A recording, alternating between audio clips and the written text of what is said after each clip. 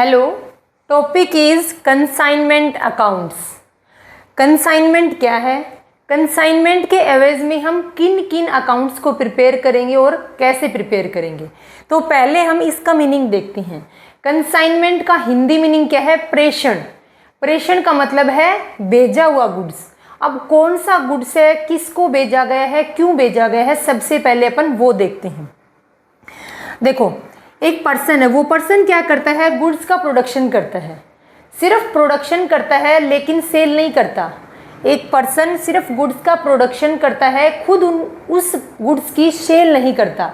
या फिर अपन बोल सकते हैं कि 100% जो गुड्स बना रहा है वो टोटल गुड्स खुद सेल नहीं कर रहा। कुछ पार्ट तो खुद सेल कर रहा है लेकिन कुछ पार्ट किसी दूसरी पार्टी के थ्रू सेल करवाना चाहता है। क्या बोल रही हूँ? एक पर्सन है, वो गुड्स का प्रोडक्शन करके किसी दूसरी पार्टी के थ्रू उस गुड्स का सेल करवाना चाहता है। उस गुड्स की क्या है? खुद सेल नहीं करेगा बल्कि किसी दूसरे पार्टी के थ्रू, किसी दूसरे पर्सन के थ्रू उस गुड्स की सेल करवाना चाहता है। अब ये पर्सन क्या है? ये पर्सन यहाँ गुड्स का प्रोडक्शन कर रहा है और इस पर्सन को क्या बोलता है कि आप मेरे गुड्स को सेल करो। इस पर्सन को बोला गया कि आप मेरे गुड्स को सेल करो। अब ये बोलता है मैं क्यों करूँ आपके गुड्स की सेल? आप गुड्स का प्रोडक्शन कर रहे हो, आप खुद सेल करो। ये पर्सन बोलता है कि मैं आपको गुड्स बनाकर यहाँ ट्रांसफ़र करूँगा आपके पास, आप इस गुड्स को सेल करना, इस सेल के ऊपर मैं आपको कुछ कमीशन दूंगा। ये पर्सन राजी हो गया। ठीक है, अब ठीक है, अगर आप मेरे को इस गुड्स को सेल करने पर अगर आप मेरे को कुछ कमीशन दोगे तो मैं आपकी इस बात से सेटिस्फाई हूँ। तो मैं क्या बता रही हूँ आपको कि यहाँ पर एक पर्सन गुड्स का प्रोडक्शन करता है और किसी दूसरे पर्सन को, हो सकता है कोई अदर पर्सन हो, कोई ट्रेडर हो, कोई इंस्टीट्यूशन हो, कोई ऑर्गेनाइजेशन हो, कोई कंपनी हो, कोई शोरूम हो, कोई शॉप हो, उस पर्सन को बोलता है कि आप मेरे गुड्स को सेल करना। जब जितनी आप सेल करोगे उन गुड्स के ऊपर मैं आपको क्या दूंगा? कमीशन दूंगा। तो इन दोनों के बीच में क्या होता है? एक एग्रीमेंट होता है दोनों पर्सन के बीच में। मान लो ये पर्सन है मिस्टर ए के बीच में, और एक मान लो कोई दूसरा पर्सन है मिस्टर बी। इन दोनों के बीच में क्या है? एक एग्रीमेंट होता है। एग्रीमेंट क्या है? ये पर्सन गुड्स को बनाएगा और गुड्स को बनाकर मिस्टर बी के पास भेज देगा। अब कोई पर्सन भी हो सकता है, ये कोई इंस्टीट्यूशन, कोई ऑर्गेनाइजेशन, कोई कंपनी, कोई सोसाइटी, कुछ भी हो सकता है। इस पर्सन के पास गुड्स को भेजेगा और उसके बाद ये पर्सन आगे गुड्स की सेल करेगा। देखो, ये पर्सन यहाँ पर गुड्स की सेल नहीं कर रहा, मैंने वर्ड लिखा हुआ है सेंड। ये सिर्फ यहाँ से यहाँ गुड्स इसके पास भेज रहा है। ये पर्सन क्या करेगा? ये पर्सन सेल करने का काम करेगा और इस सेल्स के ऊपर क्या मिलेगा? इसको कमीशन मिलेगा। और इसी इनका जो ये एग्रीमेंट होता है, सेल का और कमीशन का जो एग्रीमेंट है, इस एग्रीमेंट को क्या बोलते हैं? कंसाइनमेंट बोलते हैं। देखो, मैंने लिखा हुआ है, जैसे मिस्टर ए एक पर्सन है, वो पर्सन क्या है? एक ट्रेडर है, यानी गुड्स का प्रोडक्शन कर रहा है। एक दूसरा पर्सन है, कोई वो पर्सन भी हो सकता है, कोई ट्रेडर, कोई इंस्टीट्यूशन, कोई कंपनी हो सकता है। वो पर्सन क्या करेगा? वो पर्सन ये जो गुड्स बना रहा है उस गुड्स की सेल करेगा। इस पर्सन को क्या बोलेंगे? जो गुड्स का प्रोडक्शन करके सामने वाले पर्सन को ट्रांसफर कर रहा है उसको बोलते हैं कंसाइनर। और जो क्या कर रहा है? इस पर्सन के बनाए गुड्स का यहाँ पर क्या करेगा? आगे सेल करेगा और इस सेल के बदले में वो क्या लेगा? इस पर्सन से कमीशन लेगा। उस पर्सन को बोलते हैं कंसाइनी। कंसाइनर जो गुड्स को बनाता है, जो पर्सन गुड्स को सेल करेगा उसको बोलते हैं कंसाइनी। इस पर्सन को क्या बोलेंगे? ये पर्सन है प्रिंसिपल। और ये क्या है? ये इस पर्सन का एजेंट है। ये डायरेक्ट सेल नहीं कर रहा मार्केट में, ये पर्सन डायरेक्ट सेल नहीं कर रहा मार्केट में, बल्कि किसी दूसरे पर्सन के थ्रू, यानी एजेंट के थ्रू मार्केट में सेल करवा रहा है। तो इन दोनों के बीच में क्या रिलेशन है? ये प्रिंसिपल और एजेंट का रिलेशन है। ये प्रिंसिपल ही रहेगा और ये एजेंट ही रहेगा। ये नहीं है कि पार्टनरशिप के जैसे इनके बीच प्रिंसिपल और एजेंट का रिलेशन है प्रिंसिपल और एजेंट का, लेकिन इनका जो पद है, जो ओहदा है, वो सेम रहेगा। ये हमेशा प्रिंसिपल ही रहेगा और वो ये प्रिंसिपल है और ये इसका एजेंट है। यानी ये गुड्स बनाएगा, बना के इस पर्सन को ट्रांसफ़र करेगा और ये पर्सन क्या करेगा? आगे मार्केट के अंदर इस गुड्स को सेल करेगा। और इस सेल्स के बदले में ये पर्सन ऐसा क्यों करेगा? फ्री में तो नहीं करेगा, बल्कि क्या लेगा? इस सेल के ऊपर कुछ कमीशन लेता है। तो ये पर्सन क्या करता है, गुड्स सेंड की, आप सेल कर दो। इसने क्या किया, इसने गुड्स सेंड किया, इसने गुड्स को सेंड किया, भेजा इसके पास, ट्रांसफ़र किया कि आप मेरे गुड्स को मार्केट में सेल कर देना। इसने हाँ भर ली, किसके बदले में, कमीशन के बदले में। इसने बोला कि कुछ कमीशन दो, उस कमीशन के बदले में मैं आपका ये काम करूँगा। तो जो पर्सन गुड्स को बनाता है उसको कंसाइनर बोलते हैं, जिस पर्सन को ट्रांसफ़र करते हैं और जो आगे मार्केट में सेल करता है उसको कंसाइनी बोलते हैं। इन दोनों के बीच में प्रिंसिपल और एजेंट का रिलेशन है, और इस पूरी प्रोसेस को क्या बोलते हैं, ये दोनों पर्सन के बीच में जो एग्रीमेंट होता है, इस एग्रीमेंट को ही कंसाइनमेंट बोलते हैं। तो कंसाइनमेंट क्या है, कंसाइनमेंट एक एग्रीमेंट है। कंसाइनमेंट क्या है, एक एग्रीमेंट है दो लोगों के बीच में।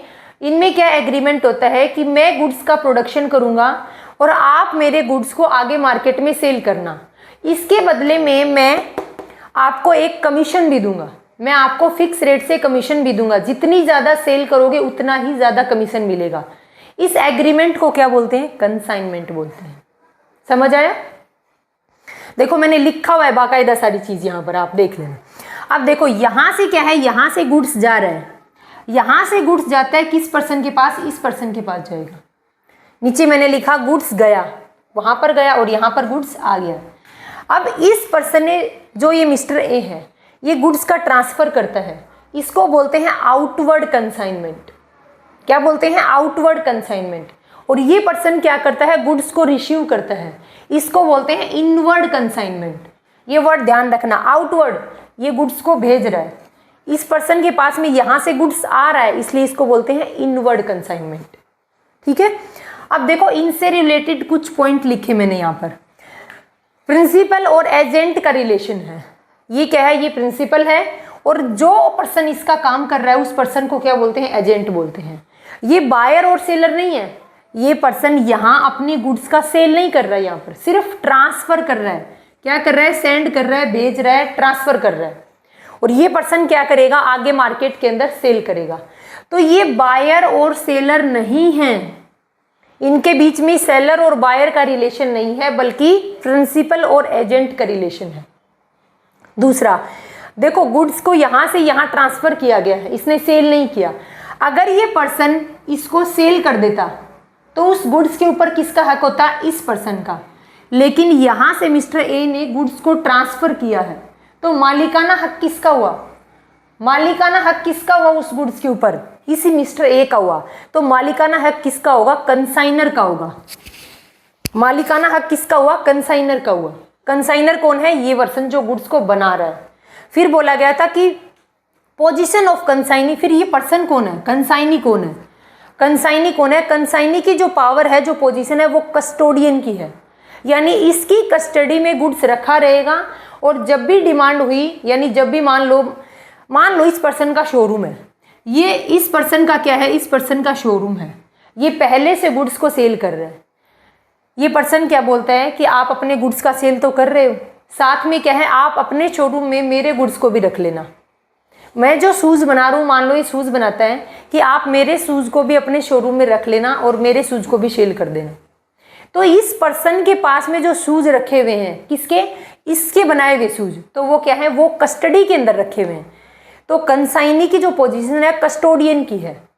कंसाइनी की पोजीशन कस्टोडियन की है, और कंसाइनर की पोजीशन क्या है, कंसाइनर के पास मालिकाना हक है। ये क्या है, ये ओनर है उस चीज़ का। तो अब तक समझ आया कंसाइनमेंट क्या है। कंसाइनमेंट एक एग्रीमेंट है, किसके बीच में, कंसाइनर और कंसाइनी के बीच में एग्रीमेंट है। जो पर्सन गुड्स को बना रहा है उसको कंसाइनर बोलते हैं, जो उस गुड्स को आगे मार्केट में सेल कर रहा है उसको कंसाइनी बोलते हैं। इनके बीच में जो डील होती है वो होती है कमीशन पर, कि आप मेरे गुड्स को सेल करोगे, उसके बदले में मैं आपको क्या दूंगा, कमीशन दूंगा। इसी पूरे एग्रीमेंट को क्या बोलते हैं, कंसाइनमेंट बोलते हैं। इनके बीच बाइंग और सेलिंग नहीं होती, बल्कि क्या होती है, प्रिंसिपल और एजेंट का रिलेशन है। ये बायर और सेलर नहीं है, ये बायर और सेलर नहीं है, बल्कि प्रिंसिपल और एजेंट का रिलेशन है। दूसरा जो मेन पॉइंट ध्यान रखना कि कंसाइनर का मालिकाना हक कंसाइनर का ही रहेगा उन गुड्स के ऊपर। क्यों, क्योंकि इसको सेल करने के लिए आगे दिया गया है। अगर मान लो इस पर्सन के पास कुछ गुड्स ऐसे रहते हैं जो ये सेल नहीं कर पाता, तो उन गुड्स को क्या करेगा, वापस इसी पर्सन को बेच देगा, क्योंकि मालिकाना हक किसके पास था, इसी मिस्टर ए के पास में था। और ये कौन है, ये पर्सन कस्टोडियन है, इस पर्सन की कस्टडी में रखी है वो गुड्स, सिर्फ ये पर्सन कस्टडी में रखी हुई, हम इसको कस्टोडियन नहीं बोल सकते, लेकिन मैं आपको समझाने के लिए बोल रही हूँ, इसका नाम सिर्फ कंसाइनी ही रहेगा। मैं इसके पास गुड्स रखी हुई हैं, किसके, इसके शोरूम के अंदर रखी हुई हैं, इसलिए मैंने बोल दिया कि क्या है, ये एक कस्टोडियन का काम करेगा, यानी इसकी कस्टडी में है गुड्स। तो ये है अपना कंसाइनमेंट का मीनिंग। अब इसका ऑब्जेक्ट देखते हैं कि एक पर्सन ऐसा क्यों करता है कि खुद की गुड्स बनाता है लेकिन सेल नहीं करता, किसी दूसरे पर्सन के थ्रू सेल करवाता है। इसके पीछे का ऑब्जेक्ट क्या है, क्यों करता है ये पर्सन ऐसा।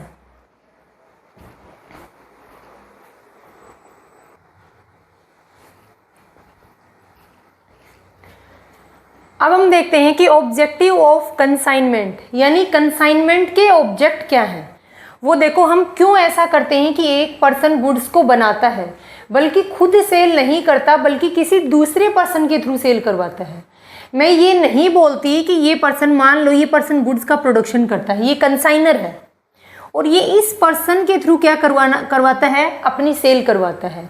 मैं ये नहीं बोल रही कि ये टोटल गुड्स को इसी के थ्रू सेल करवा रहा है।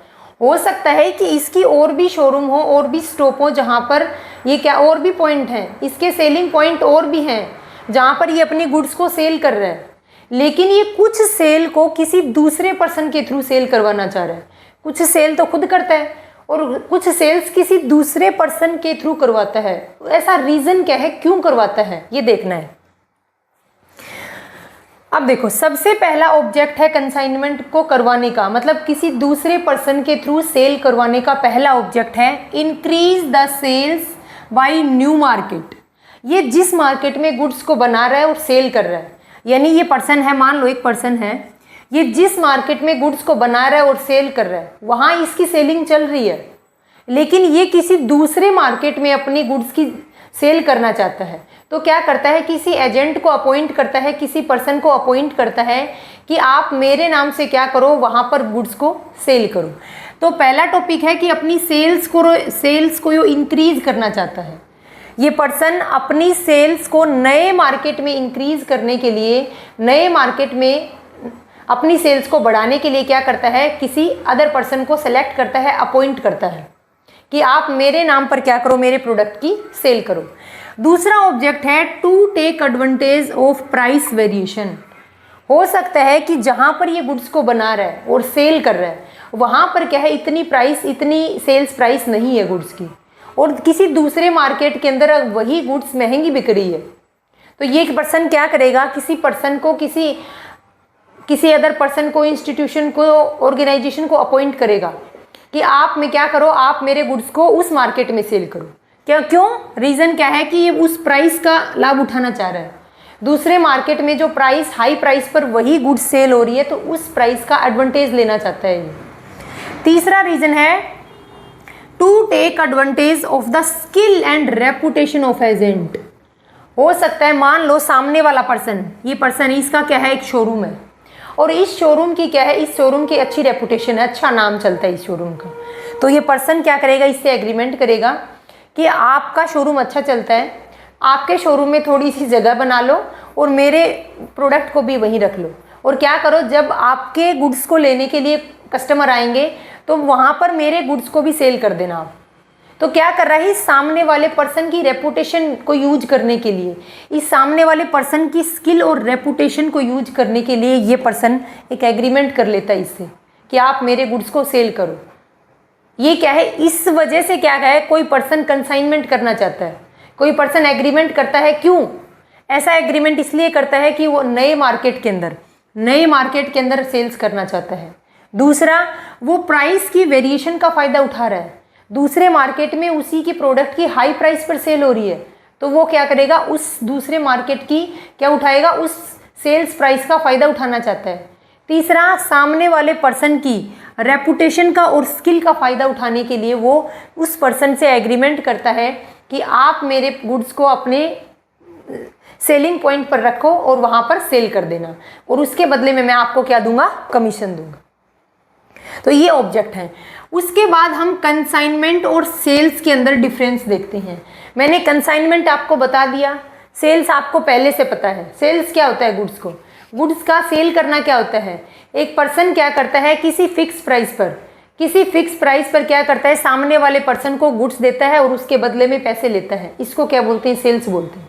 अब इन दोनों में डिफरेंस क्या है? इन दोनों में क्या डिफरेंस है सेल्स और कंसाइनमेंट में, वो देखते हैं। जब तक गुड्स नहीं बिकेगा ओनरशिप किसकी रहेगी? कंसाइनर की रहेगी। ये कंसाइनर है, ये कंसाइनी है। इसने सिर्फ गुड्स का ट्रांसफ़र किया है इसके पास। अगर गुड्स इसके पास रखा है तो रखे हुए गुड्स की ओनरशिप भी क्या है? इस पर्सन के पास ही रहेगी। तो ओनरशिप क्या रहेगी? जब तक गुड्स ये पर्सन के पास से सेल नहीं हो जाता तब तक इसके पास रखे हुए गुड्स की ओनरशिप कंसाइनर के पास ही रहेगी। लेकिन जैसे ही लेकिन सेल्स में क्या होता है? सेल्स में जैसे ही किसी पर्सन ने उस गुड्स को बाय कर लिया, बाय करते ही उस गुड्स की ओनरशिप उस बायर की हो जाएगी।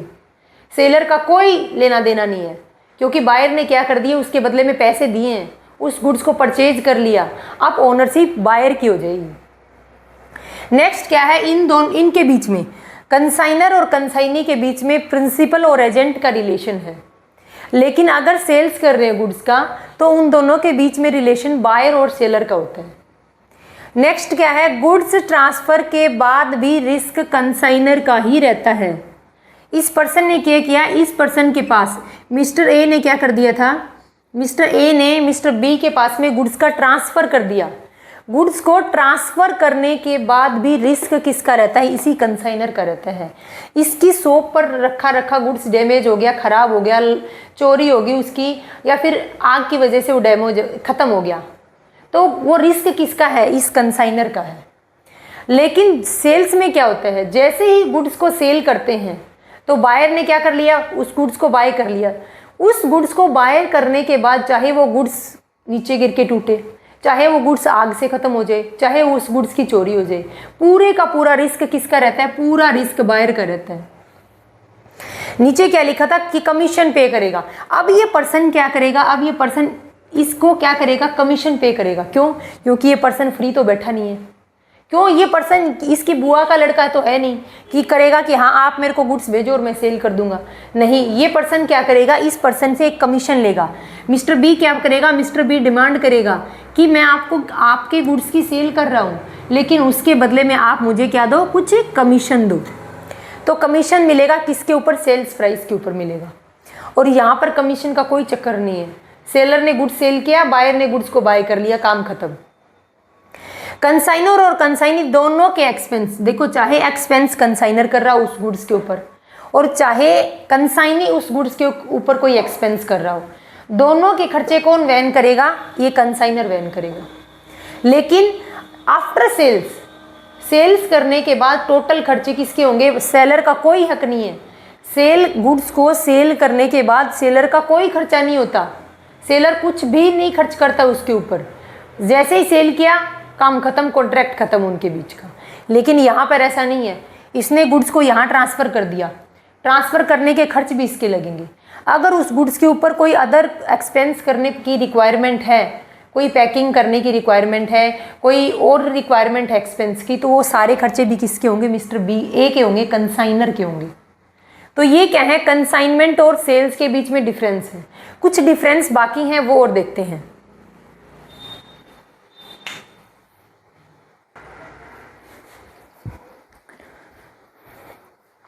नेक्स्ट डिफरेंस देखो, कंसाइनमेंट और सेल्स में क्या डिफरेंस है।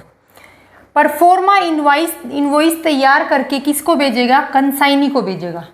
कंसाइनर परफॉर्मा इनवॉइस तैयार करेगा। अब सबसे पहले देखते हैं कि ये परफॉर्मा इनवॉइस क्या है। देखो मैंने इधर लिखा है कि सम इम्पोर्टेंट टर्म्स। हम कुछ इम्पोर्टेंट टर्म को क्या करेंगे? अब डिस्कस करेंगे, वो बाद की बात है। लेकिन ये वर्ड यहाँ पर यूज हुआ इसलिए इसको पहले डिस्क्राइब कर देती हूँ। देखो परफॉर्मा इनवॉइस क्या है? कंसाइनर गुड्स को कंसाइनी को बेचता है, ये आप सबको पता है। ये पर्सन क्या है? ये पर्सन कंसाइनर है मिस्टर ए, और ये पर्सन क्या है? मिस्टर बी कंसाइनी है। मिस्टर ए क्या है? कंसाइनर है, और मिस्टर बी क्या है? कंसाइनी है। ये गुड्स को बनाएगा और बना के किसको सेंड करेगा, कंसाइनी मिस्टर बी को सेंड करेगा। अब देखो मैंने क्या लिखा है, परफॉर्मा इनवॉइस क्या होता है वो देखते हैं। कंसाइनर गुड्स को कंसाइनी को भेजेगा, कंसाइनर गुड्स को कंसाइनी के पास भेज देगा। भेजते समय क्या करेगा, एक डॉक्यूमेंट तैयार करता है। भेजते समय एक डॉक्यूमेंट तैयार करेगा, मान लो ये पर्सन मिस्टर बी के पास में गुड्स भेज रहा है। अब ये तो है नहीं कि गुड्स को उठाया, पैक किया और भेज दिया, कम से कम उसका कोई रिकॉर्ड तो होना चाहिए कि कितनी क्वांटिटी थी, क्या उसकी प्राइस थी, क्या उसकी क्वालिटी थी।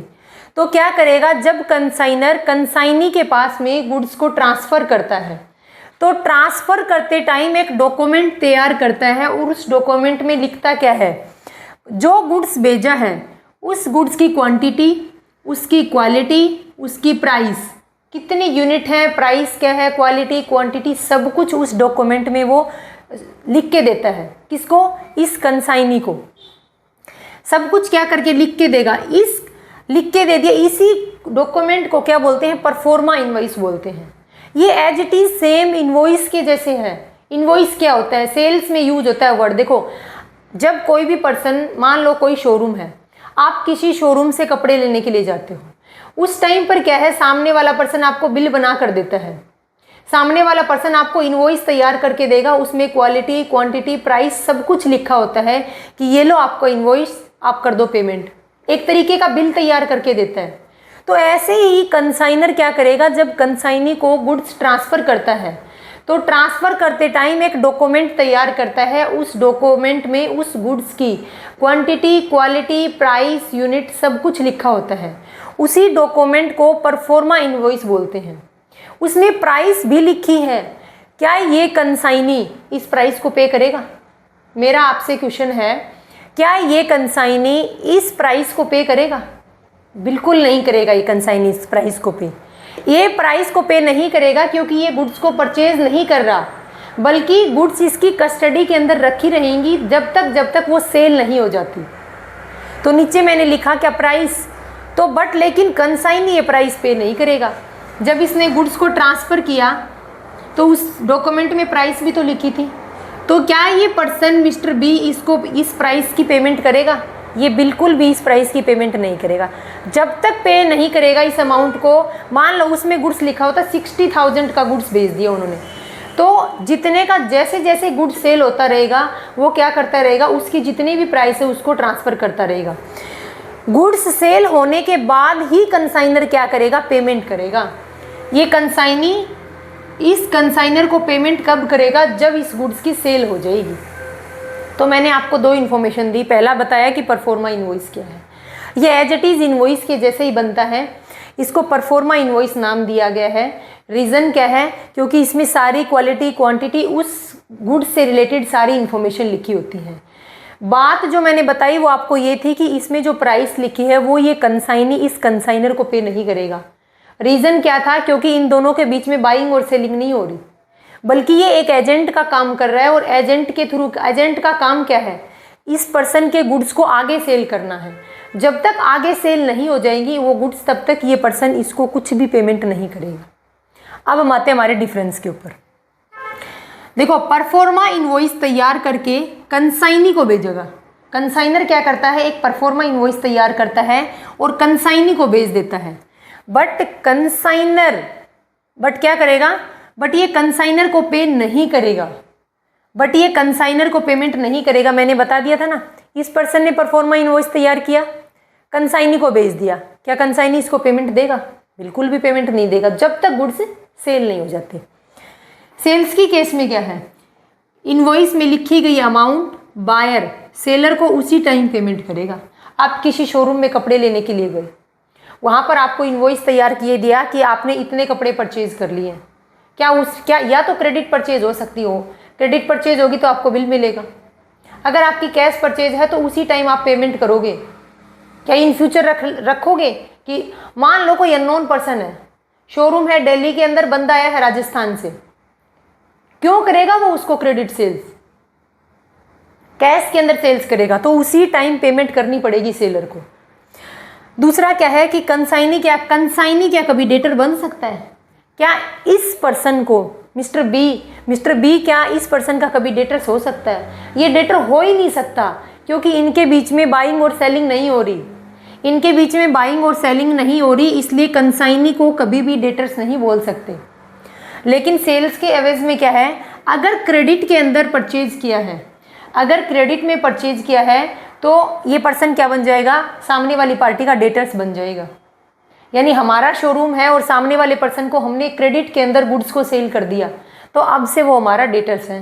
बट यहाँ पर डेटर्स का कंसेप्ट ही पैदा नहीं होता। क्यों? क्योंकि इनके बीच में बाइंग और सेलिंग नहीं हो रही, बाइंग और सेलिंग नहीं हो रही। नेक्स्ट है, अगर कुछ गुड्स ऐसा बच जाता है मिस्टर बी के पास, कंसाइनी के पास, मिस्टर बी कंसाइनी के पास कुछ गुड्स ऐसा बच जाता है कि वो क्या अनसोल्ड स्टॉक रह जाता है, कि वह है कि अनसोल्ड स्टॉक बच जाता है, कुछ गुड्स नहीं बिकता, तो वो गुड्स वापस किसके पास आएगा, कंसाइनर के पास आएगा, वापस आ जाएगा मिस्टर ए के पास में वो गुड्स। कि मिस्टर बी बोलेगा मिस्टर ए भैया ये लो आपका गुड्स, इतना गुड्स बिका था, उसकी सेल्स प्राइस ये लो, और बाकी का गुड्स जो बच गया वो मैं आपको ट्रांसफ़र कर रहा हूँ। क्या सेल्स के एवज में ऐसा है? सेल्स की गई गुड्स को कभी वापस नहीं लेते। कुछ सर्कमस्टांसेस हो सकते हैं कि गुड्स डैमेज था, वो उनकी प्री डिसाइड कंडीशन है, बट सेल की हुई गुड्स को वापस नहीं लेते हैं। नेक्स्ट क्या है, कॉन्ट्रैक्ट। इस कंसाइनमेंट के ऊपर कौन सा एक्ट अप्लाई होता है? मान लो इस पर्सन ने क्या किया, मिस्टर ए ने मिस्टर बी को गुड्स बेच दिया, ट्रांसफ़र कर दिया। कल मिस्टर बी क्या किया, मिस्टर बी ने ए के साथ में फ्रॉड कर दिया और गुड्स को लेके भाग गया। तो किस एक्ट के थ्रू उसके प्रोविज़न अप्लाई करेंगे? Contract act 1872। कंसाइनमेंट के ऊपर कॉन्ट्रैक्ट एक्ट 1872 अप्लाई होता है। लेकिन सेल्स के ऊपर कौन सा एक्ट अप्लाई होता है? Sales of goods act 1930 apply होता है। तो ये कंसाइनमेंट के मैंने बहुत छोटी छोटी चीज़ें बताई हैं, इन डिफरेंस में काफ़ी कुछ पॉइंट क्लियर हो गए। ध्यान रखना, टॉपिक बिल्कुल नया है, ये जो हम 11th-12th में नहीं पढ़ते हैं, तो ये बिल्कुल नया टॉपिक है, इसको थोड़ा सा ध्यान से पढ़ना है आपको। परफॉर्मा इनवॉइस का मैंने आपको डिस्क्राइब कर दिया। अब हम कुछ इंपॉर्टेंट टर्म्स और हैं, उन टर्म्स को डिस्कस करते हैं पहले।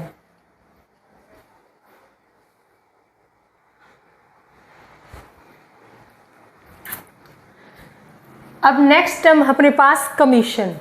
आप सबको पता है कि जब कंसाइनर क्या करता है, कंसाइनी को गुड्स का ट्रांसफ़र करता है, तो कंसाइनी फ्री में तो गुड्स को नहीं सेल करेगा, बल्कि क्या लेगा, कंसाइनी इस कंसाइनर से कमीशन लेगा। उस कमीशन के बदले ही क्या करेगा, ये इस पर्सन की गुड्स को आगे ट्रांसफ़र करेगा, ट्रांसफ़र नहीं करेगा, सेल करेगा। अब देखो कमीशन क्या मिलता है, इस पर्सन को कमीशन मिलेगा, किसको, कंसाइनी को कमीशन मिलेगा। कौन देगा, कंसाइनर देगा। किस प्राइस पर देगा, बात ये है किस प्राइस पर देगा, सेल्स प्राइस के ऊपर देगा। यानी जितनी टोटल सेल्स होगी उस टोटल सेल्स के ऊपर कंसाइनर कंसाइनी को एक फिक्स परसेंटेज से क्या देगा, कमीशन पे करेगा। देखो मैंने एग्जांपल से थ्रू समझाया। देखो गुड्स ट्रांसफ़र किया है कितने का, 5 लाख रुपए का। कंसाइनर ने कंसाइनी को 5 लाख रुपए का गुड्स ट्रांसफ़र किया कि आप मेरे इस 5 लाख रुपए के गुड्स को सेल कर देना। बट लेकिन सेल कितना हुआ, लेकिन सेल्स हुआ सिर्फ 2 लाख रुपए का गुड्स, सिर्फ 2 लाख रुपए की गुड्स की सेल कर पाया, बाकी 3 लाख रुपए अनसोल्ड स्टॉक है। वो क्या है, अनसोल्ड गुड्स है। तो उसको क्या कर देगा, इस कंसाइनर को क्या कर देगा, वापस भेज देगा। लेकिन जिसका सेल हो गया, जो गुड्स, जो 2 लाख रुपए का गुड्स सेल हो गया, अब कमीशन तो पे करना पड़ेगा इसको। कमीशन किसके ऊपर मिलेगा, कमीशन इस 2 लाख रुपए के ऊपर मिलेगा। कमीशन कैलकुलेट किसके ऊपर करेंगे, इस 2 लाख के ऊपर। 5 लाख में से 2 लाख की सेल हो गई तो 2 लाख के ऊपर क्या मिल जाएगा, इस पर्सन को कमीशन मिल जाएगा। बाकी जो अनसोल्ड गुड्स रह गया, उस अनसोल्ड गुड्स को क्या करेगा, मिस्टर ए को वापस ट्रांसफ़र कर देगा, कंसाइनर को वापस ट्रांसफ़र कर देगा।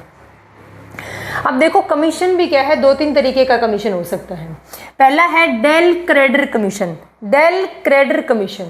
दूसरा हमारे पास है ओवर राइडिंग कमीशन। अब ये देखो क्या है, डेल क्रेडिटर कमीशन का मतलब क्या है। कंसाइनर क्या करता है, कंसाइनी को क्या करेगा, इस डेल क्रेडिटर कमीशन की पेमेंट करता है, भुगतान करता है। अब ये देता क्यों है उसको ये कमीशन, देखो नॉर्मल ये पर्सन गुड्स को सेल कर रहा था और कंसाइनर क्या कर रहा था, इसको कमीशन की पेमेंट कर रहा था। फिर एक नए कमीशन की डिमांड इसके आगे नाम क्या लगा दिया, डेल क्रेडिटर कमीशन। इसका मतलब क्या है, देखो अगर कंसाइनी क्रेडिट सेल्स की, अगर इस कंसाइनी ने क्या किया, आगे सेल्स किया, अब सेल्स हो सकता है कि कैश में करे, हो सकता है कि कुछ गुड्स क्रेडिट के अंदर भी सेल कर दे। तो अगर कंसाइनी क्रेडिट सेल्स की और अमाउंट रिकवर नहीं कर पाता, अगर ये पर्सन क्या करता है, क्रेडिट में सेल्स करता है और मान लो इन फ्यूचर ये पर्सन उस अमाउंट को रिकवर नहीं कर पाता, कुछ अमाउंट रिकवर हो जाती है और कुछ अमाउंट सामने वाला पर्सन पेमेंट नहीं करता, तो ये क्या हो गया, ये बैड डेप्ट हो गए। इस पर्सन के वो रुपए क्या हो गए, वो बैड डेप्ट में चले गए, वो नहीं मिलेंगे अब। तो इस रिस्क को अब कंसाइनी ही बियर करेगा, कंसाइनी इस रिस्क को बियर करेगा। इसी एवज में कंसाइनी को डेल क्रेडिटर कमीशन मिलेगा। देखो ये नॉर्मल कमीशन तो मिलेगा ही मिलेगा, ये तो सेल्स प्राइस के ऊपर मिलता है, ये तो मिलेगा, ये तो श्योर है, लेकिन एक डेल क्रेडिटर कमीशन एक्स्ट्रा दिया जाएगा।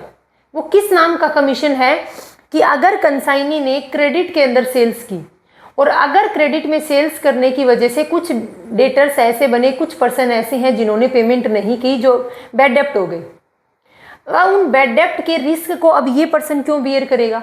इसलिए पर्सन बोलता है कि अगर ऐसा है कि अगर मान लो ये तो बोलता है कि मैं क्रेडिट और कैश दोनों सेल कर रहा हूँ, कुछ पर्सन ऐसे हैं जो मेरे को पेमेंट नहीं करते बाद में, तो क्या ये पर्सन बोलता है कि जितने भी, चाहे तू कैश में सेल करे चाहे तू क्रेडिट में सेल करे, जैसे ही आपके यहाँ से सेल हो जाएगी तो मैं उसको सेल्स मान लूँगा, टोटल सेल्स में इंक्लूड कर लूँगा, चाहे वो सेल्स क्रेडिट हो चाहे वो कैश हो। आपको क्या करेगा, मैं वो सेल्स में कंसीडर ही करूँगा बेचते ही, चाहे क्रेडिट हो। ये बोलता है फिर मेरे को एक्स्ट्रा कमीशन दो इसका, क्यों, क्योंकि हो सकता है कि कुछ पर्सन ऐसे हों जो मेरे को पेमेंट ना दें, बैड डेप्ट हो जाए। इसलिए कंसाइनी को डेल क्रेडिटर कमीशन देता है। अब बात ये आती है कि ये डेल क्रेडिटर कमीशन कैलकुलेट किसके ऊपर करेंगे, कैश सेल्स के ऊपर करेंगे या क्रेडिट सेल्स के ऊपर करेंगे। तो एक बार देखो क्या लिखा हुआ है, अगर कंसाइनी कुछ सेल्स क्रेडिट में करता है तो इसी और कुछ अमाउंट रिकवर कर पाता है और कुछ नहीं कर पाता, तो इसके एवज में ये कंसाइनी क्या करता है, डेल क्रेडिटर कमीशन की मांग करता है। किससे, कंसाइनर से। तो उस बैड डेप्ट का नुकसान किसका होगा, बैड डेप्ट इसका होगा कंसाइनी का। यानी अगर सामने वाली पार्टी ने पेमेंट नहीं की सेल्स के बदले में, तो अब वो नुकसान कौन भुगतेगा, कंसाइनी भुगतेगा। क्यों, क्योंकि उसके बदले में ये पर्सन कमीशन ले रहा है, कंसाइनर से कमीशन ले रहा है। ये कि मान लो सामने वाला पर्सन मेरे को पेमेंट नहीं करता क्रेडिट सेल्स की, तो मैं क्या करूँगा, मैं कहाँ जाऊँगा, कहाँ से मैं पैसे कहाँ से लेके आऊँगा। तो ये क्या कर देता है, ठीक है भाई मैं आपको एक एक्स्ट्रा कमीशन देता हूँ, डेल क्रेडिटर कमीशन। एग्जाम्पल देखते हैं, ज़्यादा अच्छे से समझ आएगा। ये मैं आपको बाद में बताऊंगी क्या लिखा है मैंने, पहले देखो, चलो बता देती हूँ पहले। ऑर्डिनरी कमीशन है, ये जो कमीशन पे कर रहे हैं सेल्स के ऊपर, इसको बोलते हैं ऑर्डिनरी कमीशन, यानी सामान्य कमीशन है। एक है डेल क्रेडिटर कमीशन, जो मैंने अभी आपको बताया। ऑर्डिनरी कमीशन की रेट कितनी है, 8% है, और डेल क्रेडिटर कमीशन की रेट कितनी रखी है, 2% रखी है। ये मैंने एज्यूम किया, ये फिक्स नहीं है। टोटल कैश सेल्स कितनी है, कैश सेल्स है 8 लाख की। ये कंसाइनर क्या करता है, सॉरी ये कंसाइनी क्या करता है, कंसाइनी टोटल सेल्स करता है 10 लाख रुपए की। 10 लाख की सेल्स में से 8 लाख की सेल्स कैश में करता है और 2 लाख की सेल्स किस में करता है, क्रेडिट में करता है। अब ये तो हो गया 8 लाख की सेल्स। इसके ऊपर तो हम पहले क्या करते थे, ऑर्डिनरी कमीशन 8% पे कर देता। कौन पे करता था, कंसाइनर, कंसाइनी को पे कर देता था। बात इस डेल क्रेडिटर कमीशन की आती है, तो ये किसके ऊपर कैलकुलेट करेंगे, इस कैश सेल्स पे कैलकुलेट करेंगे, क्रेडिट सेल्स पे कैलकुलेट करेंगे या टोटल सेल्स पे कैलकुलेट करेंगे। तो अब देखो क्रेडिट सेल्स कितने की थी, 2 लाख रुपए की। अब ये ordinary commission plus del credere commission दोनों की रेट को ऐड करो, 8% प्लस 2% इज इक्वल टू 10%। अब ये 10% कमीशन किसके ऊपर कैलकुलेट करेंगे, टोटल सेल्स के ऊपर कैलकुलेट करेंगे। टोटल सेल्स में कैश सेल्स भी है और क्रेडिट सेल्स भी है, यानी इस 10 लाख रुपए के ऊपर ये del credere commission plus ordinary commission 10% calculate करेंगे। अब क्या मिलेगा, अब कंसाइनी को क्या कमीशन मिलेगा, 1 लाख रुपए का कमीशन मिलेगा। और मान लो ये डेल क्रेडिटर कमीशन का कंसेप्ट नहीं होता भाई, अगर कभी कभी क्या होता है कि कंसाइनी मान लो क्रेडिट में सेल्स करता, तो जब उस डेटर से अमाउंट रिसीव हो जाती तब वो किसको पे कर देता, कंसाइनर को। लेकिन दोनों के बीच में कभी कभी ऐसा एग्रीमेंट हो जाता है कि जैसे ही आपके यहाँ से, कंसाइनी को बोलता है कंसाइनर कि जैसे ही आपके यहाँ से सेल्स होता है तो मैं उसको, चाहे वो कैश हो चाहे वो क्रेडिट हो, मैं तो उसको टोटल सेल्स में कंसिडर कर लेता हूँ। फिर ये बोलता है कि मेरे यहाँ से सेल्स हुई तो मैंने क्रेडिट में की है, क्रेडिट में सेल्स किया है, उससे पता नहीं अमाउंट रिसीव होगी या नहीं होगी। तो ये है, इस रिस्क से बचने के लिए ये एक्स्ट्रा कमीशन लेता है, किससे? कंसाइनर से। नेक्स्ट कमीशन है ओवर राइडिंग कमीशन। ये ओवर राइडिंग कमीशन क्या है? वर्ड क्या है? ओवर, यानी कुछ ना कुछ एक्स्ट्रा है। ओवर का मतलब कुछ ना कुछ एक्स्ट्रा है। अब क्या देखो, कमीशन एक्स्ट्रा है या सेल्स एक्स्ट्रा है? सेल्स प्राइस से ज़्यादा प्राइस पर गुड्स सेल कर रहा है। कौन? कंसाइनर ने कंसाइनी को मान लो पर यूनिट के लिए बोला गया था कि आप पर यूनिट 500 में सेल कर देना गुड्स को, पर यूनिट 500 में आप मेरे गुड्स को सेल कर देना। आपके पास मैंने मान लो 100 यूनिट सेंड की, 100 यूनिट सेंड की, 1 यूनिट की वैल्यू 500 रुपये है। लेकिन कंसाइनी क्या करता है? कंसाइनी 500 रुपये में सेल करने की बजाय ये बोलता है कि मैं इसको 600 रुपये में सेल कर सकता हूँ।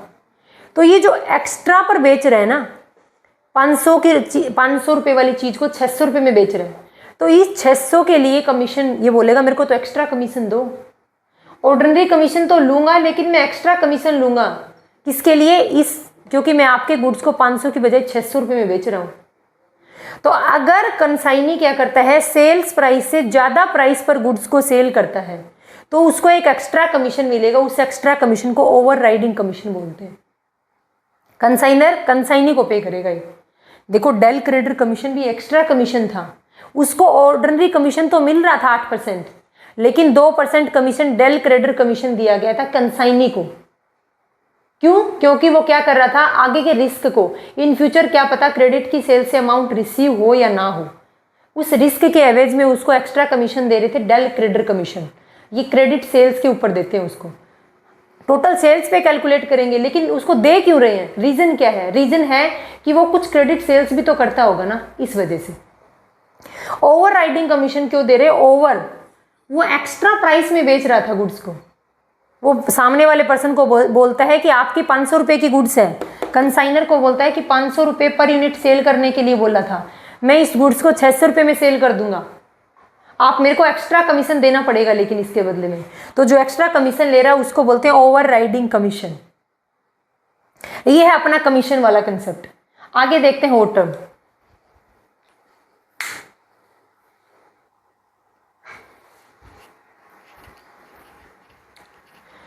नेक्स्ट अपने पास एक्सपेंस ऑन कंसाइनमेंट, यानी ये जो कंसाइनमेंट की जो प्रोसेस है, ये जो एग्रीमेंट है, यानी कंसाइनर और कंसाइनी के बीच का जो ये एग्रीमेंट है जिसको हम कंसाइनमेंट बोलते हैं, इस एग्रीमेंट में कुछ एक्सपेंस भी होते हैं। कंसाइनर क्या करता है? कंसाइनर कंसाइनी के पास गुड्स को ट्रांसफ़र करता है, तो क्या करता है? यहाँ से यहाँ तक जाने के कुछ खर्चे तो लगते हैं, किराया तो लगेगा, इंश्योरेंस तो करवाना पड़ेगा। हो सकता है कि एक स्टेट से दूसरे स्टेट्स में गुड्स जा रहा है, उस दौरान क्या है? इंश्योरेंस करवाना पड़ता है, कहीं गुड्स डैमेज ना जाए, कहीं गुड्स खराब ना हो जाए। इंश्योरेंस के एक्सपेंस होते हैं, रेंट के एक्सपेंस हैं, तो ये क्या है? कुछ एक्सपेंस भी होते हैं कंसाइनमेंट के दौरान। अब देखो, ये एक्सपेंस कौन बियर करेगा? इन एक्सपेंस को बियर कौन करेगा? कंसाइनर और कंसाइनी दोनों ही इन एक्सपेंस को बियर करेंगे। क्या सारे एक्सपेंस को दोनों बियर करेंगे, या फिर कुछ एक्सपेंस कंसाइनर वहन करेगा, या फिर कुछ एक्सपेंस ऐसे हैं जो कंसाइनी बियर करेगा? तो इतना ध्यान रखना कि कंसाइनमेंट के ऊपर जो एक्सपेंस होते हैं उनको कंसाइनर भी बियर करता है और कंसाइनी भी बियर करेगा। यानी कुछ एक्सपेंस ऐसे हैं जो इनको कंसाइनी पे करेगा, कुछ एक्सपेंस ऐसे हैं जिनको कंसाइनी और कंसाइनर दोनों पे करेंगे। अब देखो कौन से हैं। सबसे पहले देखते हैं कि नॉन रिकरिंग एक्सपेंस, और दूसरा हमारे पास है रिकरिंग एक्सपेंस। इनका मतलब क्या है? देखो, नॉन रिकरिंग एक्सपेंस वो एक्सपेंस है, कौन से एक्सपेंस? जब कंसाइनर के गोडाउन से लेकर गुड्स कंसाइनी के गोडाउन तक पहुंचता है, सेल्स की बात नहीं कर रही मैंने, कंसाइनर ने अपने गोडाउन से गुड्स को निकाला और कंसाइनी के गोडाउन तक पहुंचाने तक के जितने भी एक्सपेंस है ना, उनको बोलते हैं non recurring expense. Consignee sale करेगा, खर्चा करेगा, सेलिंग एक्सपेंस होंगी, वो इसमें इंक्लूड नहीं हो रही। सिर्फ कंसाइनी के सेलिंग पॉइंट तक पहुंचाने के जो खर्चे हैं ना, उनको बोलते हैं नॉन रिकरिंग एक्सपेंस। देखो नीचे लिखा है कंसाइनी के प्लेस तक ले जाने के खर्चे, कंसाइनी के गोडाउन तक ले जाने के जितने भी खर्चे हैं वो सारे एक्सपेंस नॉन रिकरिंग एक्सपेंस कहलाते हैं।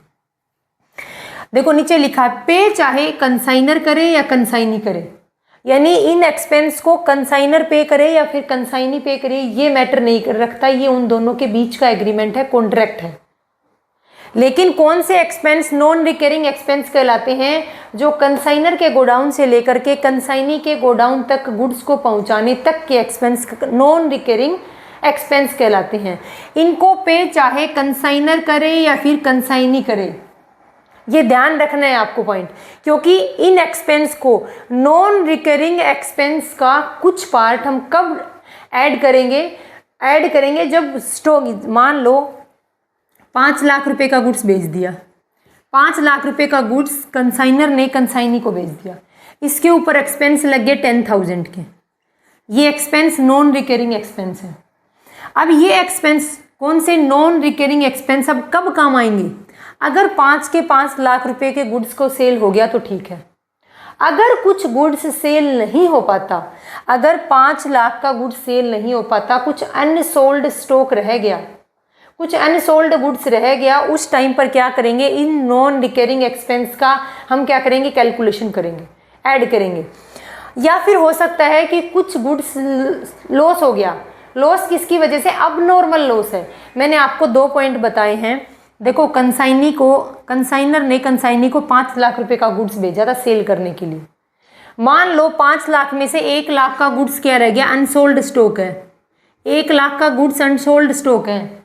अब 1 लाख के गुड्स की कैलकुलेशन करेंगे ना, उस टाइम कैलकुलेशन बाद में करेंगे, उस टाइम पर इन नॉन रिकरिंग एक्सपेंस को ऐड करेंगे, ध्यान रखना। दूसरा पॉइंट क्या है? हो सकता है कि इस 5 लाख के गुड्स में से कुछ गुड्स हमारी कमी की वजह से, कंसाइनी की लापरवाही की वजह से खराब हो गया। अगर अबनॉर्मल गुड्स, यानी क्या है? अबनॉर्मल लॉस हो गया गुड्स का, नॉर्मल लॉस नहीं है। अबनॉर्मल लॉस कौन सा होता है? जो कंसाइनी की लापरवाही की वजह से होता है।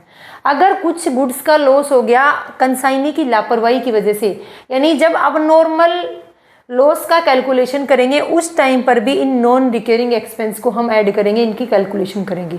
वो कैसे, क्या कैलकुलेशन करनी है मैं बाद में बताऊंगी। पहले इतना ध्यान रखना कि अगर कुछ गुड्स क्या है अबनॉर्मल लॉस हो गया और अगर कुछ गुड्स का अनसोल्ड स्टॉक है, तो अनसोल्ड स्टॉक और अबनॉर्मल लॉस, इन दोनों का कैलकुलेशन करने में हम नॉन रिकरिंग एक्सपेंस का क्या करेंगे? ऐड करेंगे। क्या टोटल एक्सपेंस को नहीं, कुछ पोर्शन को ही ऐड करेंगे, वो बाद में बताऊंगी, बाद की बात है वो।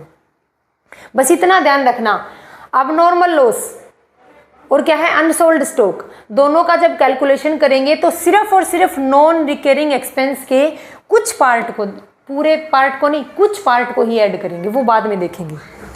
अब देखो, नॉन रिकरिंग एक्सपेंस में कैसे एक्सपेंस हैं? फ्राइट, इंश्योरेंस, लोडिंग चार्जेस, ये क्या है? ये कंसाइनर के गुड्स को यहाँ से लेकर के यहाँ तक पहुँचाने के एक्सपेंस होते हैं।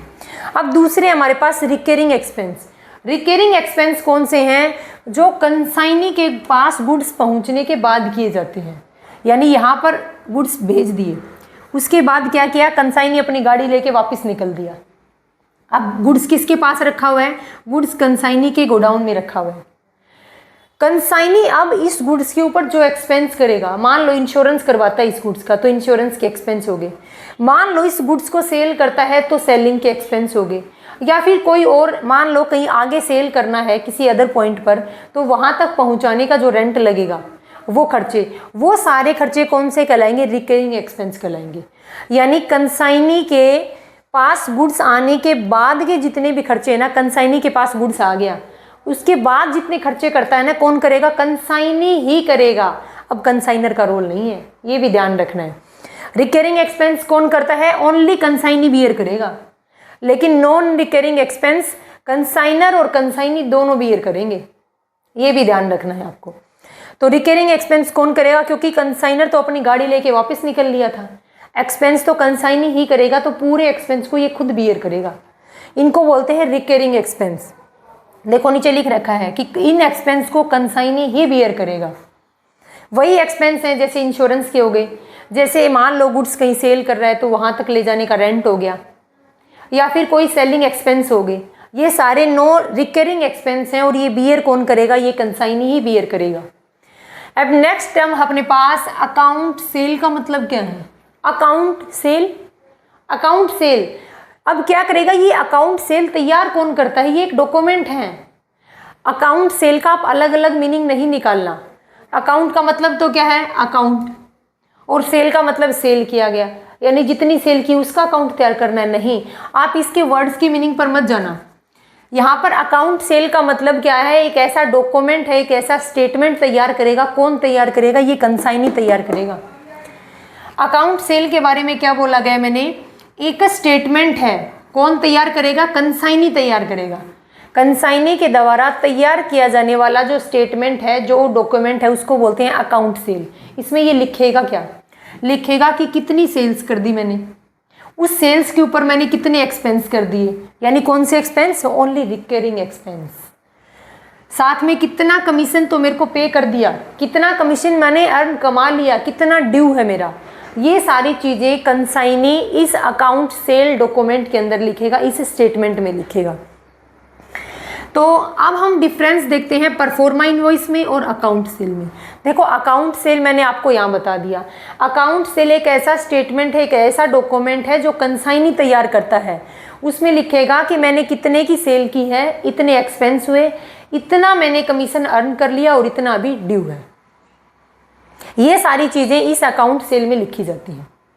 परफॉर्मा इनवॉइस मैंने सबसे पहले आपको परफॉर्मा इनवॉइस ही बताया था, आपको ध्यान होगा।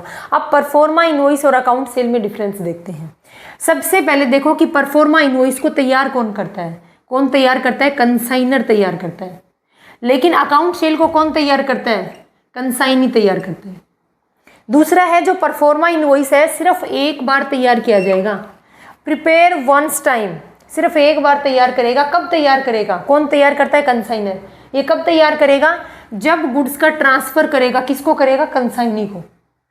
जब कंसाइनर गुड्स का ट्रांसफर कंसाइनी को करेगा, उस टाइम पर परफॉर्मा इनवॉइस सिर्फ एक बार तैयार करेगा। लेकिन ये जो अकाउंट सेल्स होता है, ये पीरियोडिकली तैयार करता रहता है कंसाइनी। कंसाइनी हो सकता है कि मंथली, क्वार्टरली, हाफ ईयरली, क्या है, ये टाइम टू टाइम ये इस अकाउंट सेल्स को तैयार करता रहता है, इस डॉक्यूमेंट को तैयार करता रहता है। फिर क्या बोला, इसमें कंटेंट, इसमें लिखा क्या होता है परफॉर्मा इनवॉइस में, मैंने बताया था परफॉर्मा इनवॉइस में लिखा जाएगा कि टोटल कितनी क्वालिटी, कितनी क्वांटिटी और कितने प्राइस के गुड्स को कंसाइनी को ट्रांसफर कर दिया है। क्या कंटेंट मिलेगा, क्वांटिटी, क्वालिटी, प्राइस कितनी है, यानी जो गुड्स से कंसाइनर ने कंसाइनी को भेजा है उस गुड्स की क्वांटिटी कितनी है, क्वालिटी कितनी है, प्राइस कितनी है, सब कुछ लिखा होगा। अब इसमें क्या लिखा होता है, इसमें क्या लिखा मिलेगा कि मैंने कितना गुड्स सेल कर दिया, कितना कमीशन है, ड्यू है, कितने उसके ऊपर एक्सपेंस हो गए, ये सब कुछ लिखा हो जाता है। फिर ये बोला गया था कि परफॉर्मा इनवॉइस में जो अमाउंट लिखी है, क्या वो किसी को पे करनी होती है। मान लो कि 5 लाख रुपए का गुड्स भेजा था, तो क्या ये पर्सन इसको 5 लाख रुपए पे करेगा, नहीं, ये तो 5 लाख रुपए के गुड्स भेज रहा है, 5 लाख रुपए के गुड्स भेज रहा है, कोई अमाउंट नहीं भेज रहा, तो यानी सिर्फ कमीशन देगा इस पर्सन, कंसाइनर कंसाइनी को सिर्फ कमीशन देगा और कुछ भी नहीं देगा। लेकिन पूरी लायबिलिटी किसकी बनती है यहाँ पर, इस गुड्स को, जो ये 5 लाख रुपए का गुड्स कंसाइनी के पास आया था, जैसे ही ये गुड्स सेल होगा उस सेल्स की टोटल अमाउंट कंसाइनर को पे कर देगा। और लायबिलिटी किसकी बन रही है, कंसाइनी की लायबिलिटी है कि इस 5 लाख रुपए के गुड्स को सेल करना है और सेल करने से जो अमाउंट रिसीव होती है वो कंसाइनर को भेजनी है। और कंसाइनर की लायबिलिटी इतनी ही है कि सिर्फ और सिर्फ क्या पे करेगा, कमीशन पे करेगा, किसको, कंसाइनी को, बस इतनी ही लायबिलिटी। ये हमने इस चैप्टर का आज बेसिक देख लिया, बिल्कुल अभी हमने सिर्फ बेसिक किया है इसका कि कंसाइनर क्या है, कंसाइनी क्या है, कमीशन क्या है, अकाउंट सेल का मतलब क्या है, रिकरिंग एक्सपेंस कौन से हैं, नॉन रिकरिंग एक्सपेंस कौन से हैं, और सेल्स में और उसमें कंसाइनमेंट में डिफरेंस क्या है। अब हम इसका प्रैक्टिकल पोर्शन देखते हैं, मतलब पोर्शन तो प्रैक्टिकल नहीं है, लेकिन ये देखेंगे कि कंसाइनमेंट अकाउंट तैयार कैसे करेंगे।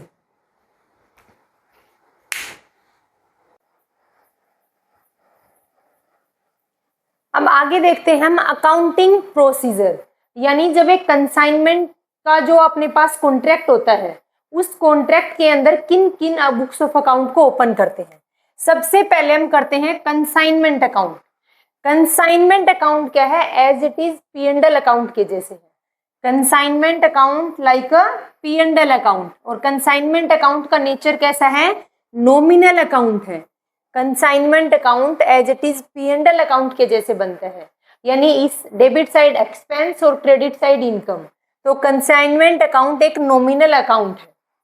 अब देखो, हर कंसाइनमेंट का अलग अकाउंट बनेगा। इसका मतलब क्या है, मान लो एक पर्सन है मिस्टर ए, एक पर्सन मिस्टर ए है, वो पर्सन उसने 3 लोगों को सिलेक्ट कर रखा है। उसने 3 पर्सन को अपने as a sale person select कर रखा है। यानी मिस्टर ए क्या करता है, गुड्स का प्रोडक्शन करता है, मिस्टर बी को सेंड करता है, मिस्टर सी को और मिस्टर डी को। इन तीनों पर्सन को क्या है, अपने गुड्स को सेल करने के लिए इनको एज ए एजेंट सेलेक्ट कर रखा है, एज ए एजेंट अपॉइंट कर रखा है। तो इन तीनों के कंसाइनमेंट अकाउंट अलग बनेंगे।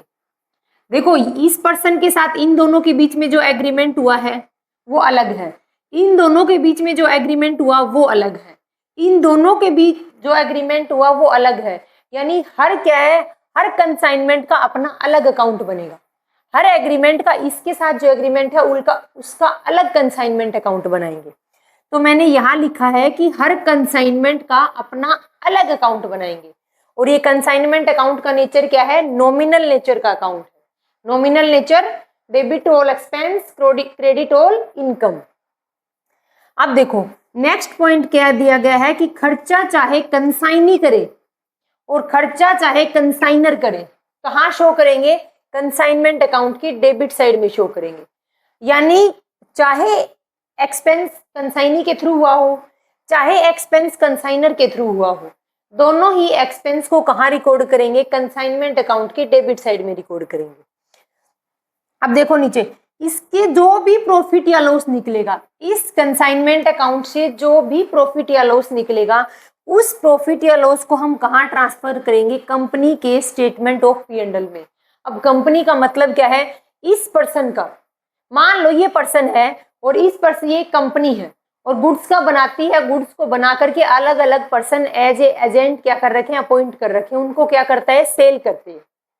तो उन सब का क्या निकालेंगे, सबसे पहले कंसाइनमेंट अकाउंट बनाएंगे। कंसाइनमेंट अकाउंट से जितना भी प्रॉफिट या लॉस निकलेगा उसको कंपनी के जो P&L अकाउंट का बैलेंस होगा, कंपनी का जो P&L अकाउंट प्रिपेयर करेंगे वहां पर ट्रांसफर कर देंगे। नेक्स्ट अकाउंट कौन सा बनाते हैं, कंसाइनी अकाउंट। नेक्स्ट अकाउंट बनता है कंसाइनी का अकाउंट। कंसाइनी अकाउंट क्या है, एक पर्सनल अकाउंट है। पर्सनल अकाउंट का रूल क्या है, debit the receiver, credit the giver. Consignee account, consignee क्या है, सामने वाले पर्सन जिसको एज ए एजेंट अपॉइंट किया हुआ है, उस कंसाइनी का अकाउंट बनाएंगे। और consignee as a personal account है। कंसाइनी क्या है, कंसाइनी अकाउंट एक पर्सनल अकाउंट है। और पर्सनल अकाउंट का रूल क्या होता है, debit the receiver, credit the giver, कि कितना रुपया किसी से लेना है और कितना रुपया देना है, कितना रुपया तो लेना है कंसाइनी से और कितना रुपया कंसाइनी को देना है, सिर्फ इतना ही बताएगा consignee account. Next account prepare करेंगे, goods send on consignment account. यानी कंसाइनमेंट के थ्रू कितना गुड्स ट्रांसफर किया गया था, किसको ट्रांसफर करते हैं, कंसाइनी को।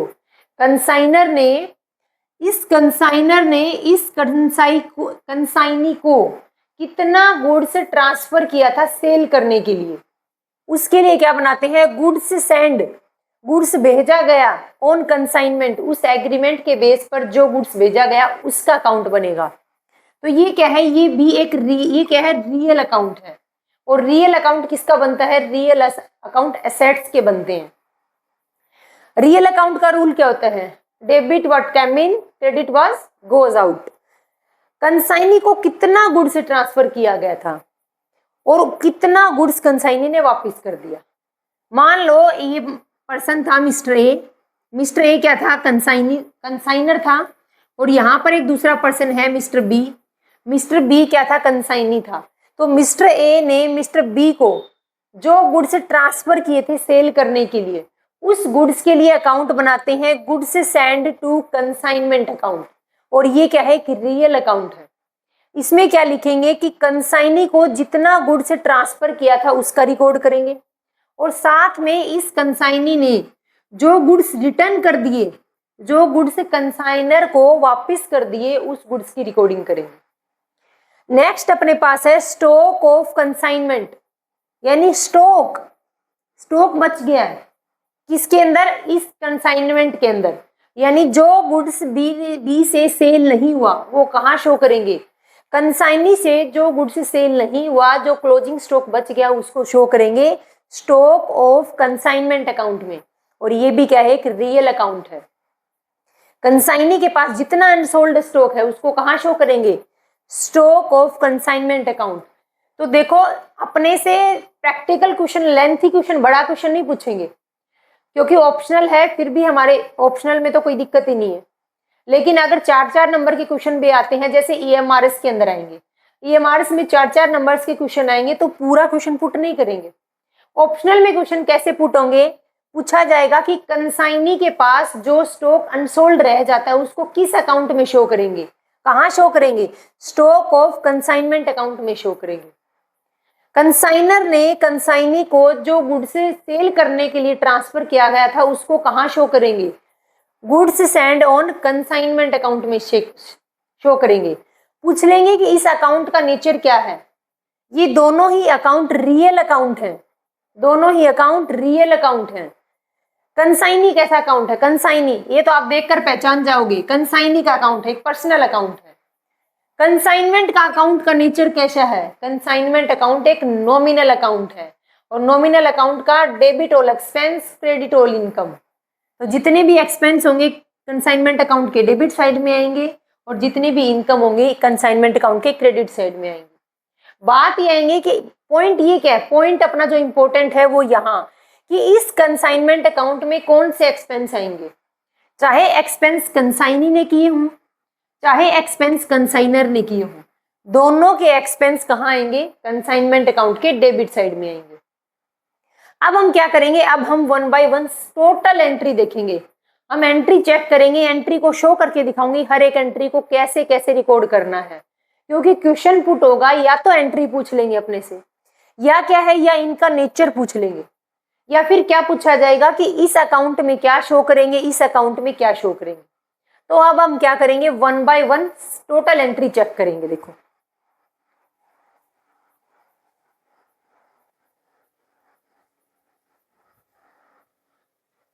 अब देखो हम एंट्री देखते हैं in the books of consignor, कि कंसाइनर की बुक में क्या एंट्री करेंगे, in the books of consignee, और कंसाइनी की बुक में क्या एंट्री करेंगे। इस साइड हम कंसाइनर की एंट्री शो करेंगे और यहाँ पर हम कंसाइनी की बुक्स में एंट्री शो करेंगे। देखो मैं आपको एंट्री बता दूंगी, आप एंट्री के बेस पर हमने कितने अकाउंट्स तैयार किए थे, हमने बताया था कि एक कंसाइनमेंट के अंदर टोटल 4 अकाउंट तैयार होंगे। उन चारों अकाउंट की ट्रांजेक्शन, जितनी भी टोटल ट्रांजेक्शन होती है कंसाइनमेंट के अंदर, हर एक ट्रांजेक्शन हर एक एंट्री में आपको भी बताऊंगी। देखो सबसे पहले क्या करेगा, एक पर्सन है, मान लो मिस्टर ए, और एक पर्सन यहाँ है, ये मिस्टर ए है और ये है मिस्टर बी, ये कंसाइनर है और ये कौन है, ये कंसाइनी है। अब देखो ऑन डिस्पैच ऑफ गुड्स, जब गुड्स का डिस्पैच करवाता है, जब कंसाइनर कंसाइनी को गुड्स सेंड करता है, ट्रांसफर करता है, तो कंसाइनर की बुक में क्या एंट्री होती है, consignment account debit to goods send on consignment account. Consignment account को डेबिट करेंगे to goods send on consignment account. ये वाली एंट्री कब हुई है, जब कंसाइनर ने कंसाइनी को गुड्स डिस्पैच कर दिया, उस टाइम पर इस पर्सन की बुक्स ऑफ अकाउंट के अंदर कोई एंट्री नहीं करेगी। अब सेकंड एंट्री हमारे पास क्या, देखो इन्होंने गुड्स डिस्पैच करवा दिया, गुड्स क्या कर दिया, गुड्स डिस्पैच कर दिया। उसके बाद दूसरी हमारे पास रिसीविंग एनी एडवांस, इस कंसाइनी से कंसाइनर कई बार एडवांस में कुछ अमाउंट रिसीव कर लेता है। अब आप बोलोगे कि कंसाइनर को कंसाइनी को कमीशन पे करना चाहिए था, कमीशन पे कौन करेगा, कंसाइनर पे करेगा, किसको पे करेगा, कंसाइनी को पे करेगा। अब आप बोलोगे कि कंसाइनी से कंसाइनर को एडवांस कैसे रिसीव हो गया, क्योंकि इस कंसाइनर ने क्या करवा दिया, गुड्स को डिस्पैच करवा दिया, किसके पास, उस कंसाइनी के पास। तो कई बार कंसाइनी क्या करता है, कंसाइनर को गुड्स के सेल करने से पहले कुछ एडवांस दे देता है। क्यों, क्या गारंटी है, क्या वारंटी है, क्या गारंटी है कि कंसाइनी कल को ना भाग जाए, कल को ये गुड्स लेके भाग जाए, क्या गारंटी है इस चीज की। तो कई बार कंसाइनर क्या करता है, कंसाइनी से कुछ एडवांस की डिमांड करता है कि मैंने आपके पास गुड डिस्पैच करवा दिया, अब आप उस गुड्स के बदले में मेरे को सेल्स होगा तब तो अमाउंट दोगे, लेकिन हो सकता है तो कुछ पैसा मुझे एडवांस दे दो।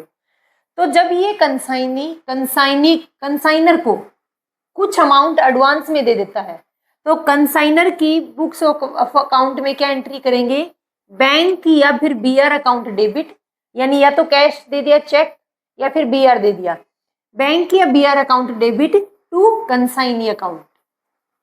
अब एडवांस पेमेंट करने पर अगर कंसाइनी कंसाइनर को एडवांस पेमेंट करता है, कंसाइनर अकाउंट को डेबिट करेगा क्योंकि पेमेंट कंसाइनर को कर रहा है, टू बैंक या बीआर अकाउंट को क्रेडिट कर देगा।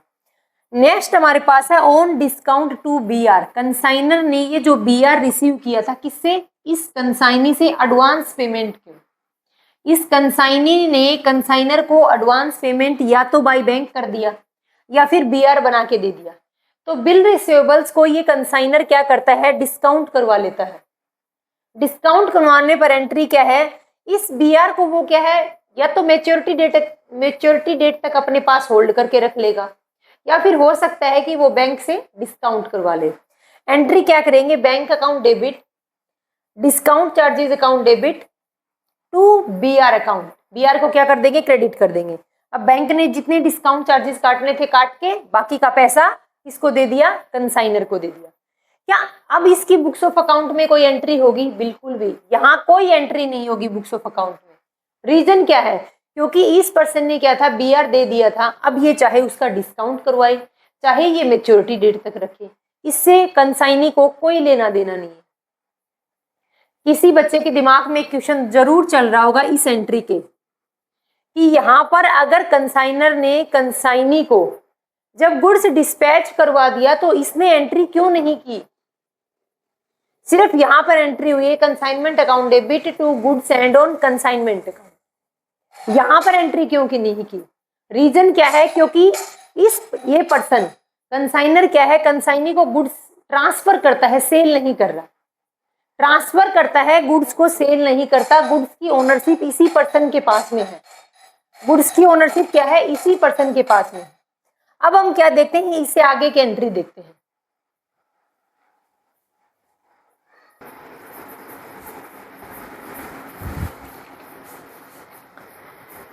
नेक्स्ट एंट्री है अपने पास एक्सपेंस इनकर बाय कंसाइनर।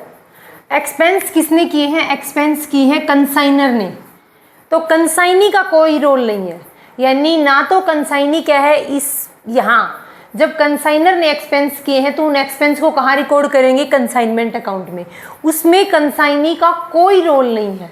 कंसाइनी की बुक्स ऑफ अकाउंट में कोई एंट्री नहीं करेंगे, एंट्री होगी सिर्फ और सिर्फ कंसाइनर की बुक में। एंट्री क्या करेंगे, consignment account debit to bank account. ये क्या है, ये एक्सपेंस किए हैं किसने, कंसाइनर ने, और हम कहाँ रिकॉर्ड करेंगे सभी एक्सपेंस को, कंसाइनमेंट अकाउंट के डेबिट साइड में। नेक्स्ट एंट्री, अब की बार एक्सपेंस कौन कर रहा है, अब की बार एक्सपेंस कंसाइनी कर रहा है। तो कंसाइनी की सबसे पहले देखो कि कंसाइनी की बुक्स ऑफ अकाउंट में क्या एंट्री होगी, consignor account debit to bank account. चाहे एक्सपेंस कंसाइनी करे चाहे एक्सपेंस कंसाइनर करे, रिकॉर्ड कहाँ करना है, कंसाइनमेंट अकाउंट में ही रिकॉर्ड करने हैं।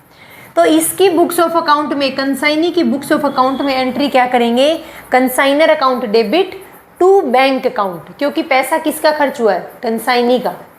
अब देखो यहाँ पर एंट्री क्या करेंगे, कंसाइनर की बुक ऑफ अकाउंट में, consignment account debit to consignee account. बस इतना ध्यान रखना कि एक्सपेंस चाहे कोई भी करे, नोट उसको रिकॉर्ड कहाँ करेंगे, कंसाइनमेंट अकाउंट के डेबिट साइड में करेंगे। नेक्स्ट एंट्री है कि commission payable to consignee. Commission किसको पे किया, कमीशन पे किया गया है कंसाइनी को, ये क्या है, ये एक कंसाइनर का एक्सपेंस है। एंट्री क्या करेंगे, consignment account debit to consignee account. Consignor का क्या है कि इस कंसाइनर के पॉइंट ऑफ व्यू से ये क्या है, ये एक एक्सपेंस है। Entry consignment account debit to consignee account. इसको क्या है, इसको ये कमीशन रिसीव हुआ है, कमीशन रिसीव किया किसने, कंसाइनी ने। एंट्री क्या करेंगे, consignor account debit to commission account. Consignee के पॉइंट ऑफ व्यू से कमीशन उसकी इनकम है, उसको क्या करेंगे, क्रेडिट करेंगे। रिसीव किससे हुआ, कंसाइनर से। Consignor account debit to commission account. हमने कितनी एंट्री देखी, एक्सपेंस किसने किए, कंसाइनर ने। दूसरे एक्सपेंस किसने किए, कंसाइनी ने। देखो एक्सपेंस चाहे कोई भी करे, कहाँ रिकॉर्ड करेंगे, कंसाइनमेंट अकाउंट के डेबिट साइड में। यहाँ इसके कंसाइनर के पॉइंट ऑफ व्यू से ये कमीशन इसका एक्सपेंस है, बट कंसाइनी के पॉइंट ऑफ व्यू से ये कमीशन उसकी इनकम है, इसलिए यहाँ पर उसको क्रेडिट किया है। अब इससे आगे की एंट्री देखते हैं।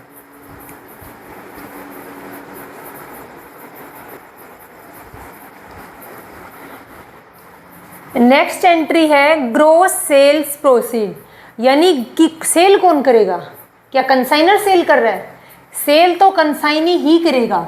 कंसाइनर तो सिर्फ कंसाइनी को गुड्स का ट्रांसफर करेगा, अल्टीमेट सेल कौन करेगा, सेल तो कंसाइनी ही करेगा।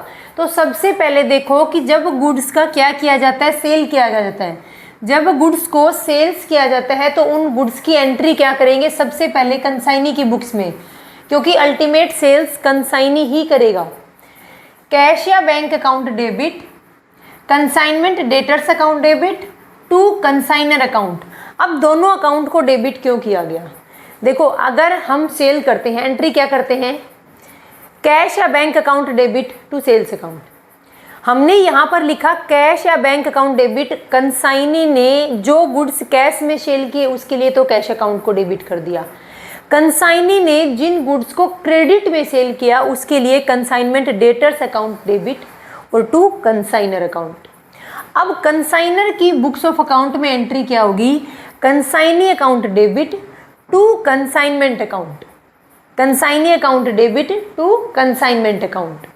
नेक्स्ट है अनसोल्ड स्टॉक विद कंसाइनी, कि कंसाइनी के पास अनसोल्ड स्टॉक जो रह गया, यानी वो गुड्स जो बिका नहीं है, अनसोल्ड स्टॉक रह गया, उसकी एंट्री क्या करेंगे। यहाँ पर मैंने लिखा नो एंट्री, क्योंकि देखो जब सबसे पहले कंसाइनर ने गुड्स को डिस्पैच किया था, जब गुड्स के डिस्पैच करने की इस पर्सन ने एंट्री नहीं की, तो अब ये गुड्स को अनसोल्ड करने की एंट्री क्यों करेगा, क्योंकि जब इसने गुड्स को लेने की ही एंट्री नहीं की थी, तो अब ये गुड्स को जो बच गया उसकी एंट्री क्यों करेगा। तो कंसाइनर की बुक्स ऑफ अकाउंट में एंट्री क्या होगी, stock on consignment account debit to consignment account. देखो इस एंट्री को समझने के लिए देखो कंसाइनमेंट अकाउंट क्या है, consignment account as it is P&L account के जैसे है।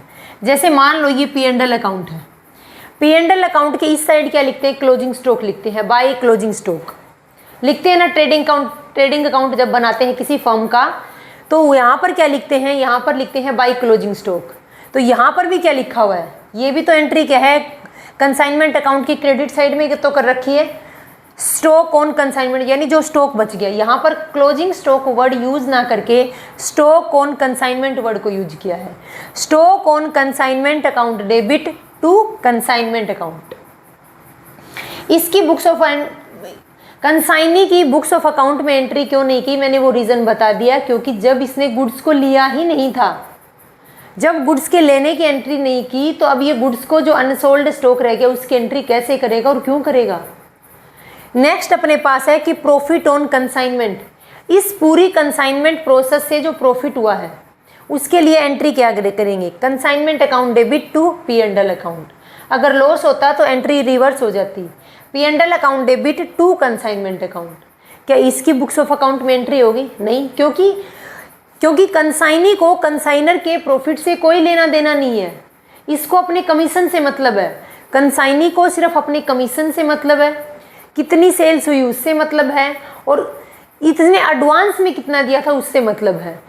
कंसाइनी की बुक्स ऑफ अकाउंट में गिनी चुनी एंट्री होंगी, क्यों, क्योंकि ये एक एजेंट है, ये सिर्फ गुड्स, ये जितना गुड्स सेल किया उसकी एंट्री करेगा, जो एडवांस में पेमेंट कर दी उसकी एंट्री करेगा, इसको कमीशन कितना मिल चुका है और कितना अभी बाकी है सिर्फ उसकी एंट्री करेगा।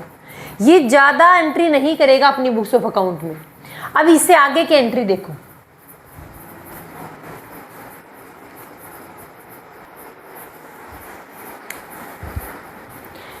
नेक्स्ट एंट्री है goods send on consignment account को क्या करना है, क्लोज करना है। देखो सबसे पहले एंट्री की थी हमने जब गुड्स को डिस्पैच किया था, जब कंसाइनर ने कंसाइनी को गुड्स डिस्पैच किया उस टाइम पर एंट्री क्या हुई थी, उस टाइम पर हमने goods send on consignment account को ओपन किया था, एंट्री की थी consignment account debit to goods send on consignment account. सबसे फर्स्ट एंट्री है देखो अपने नोट्स में।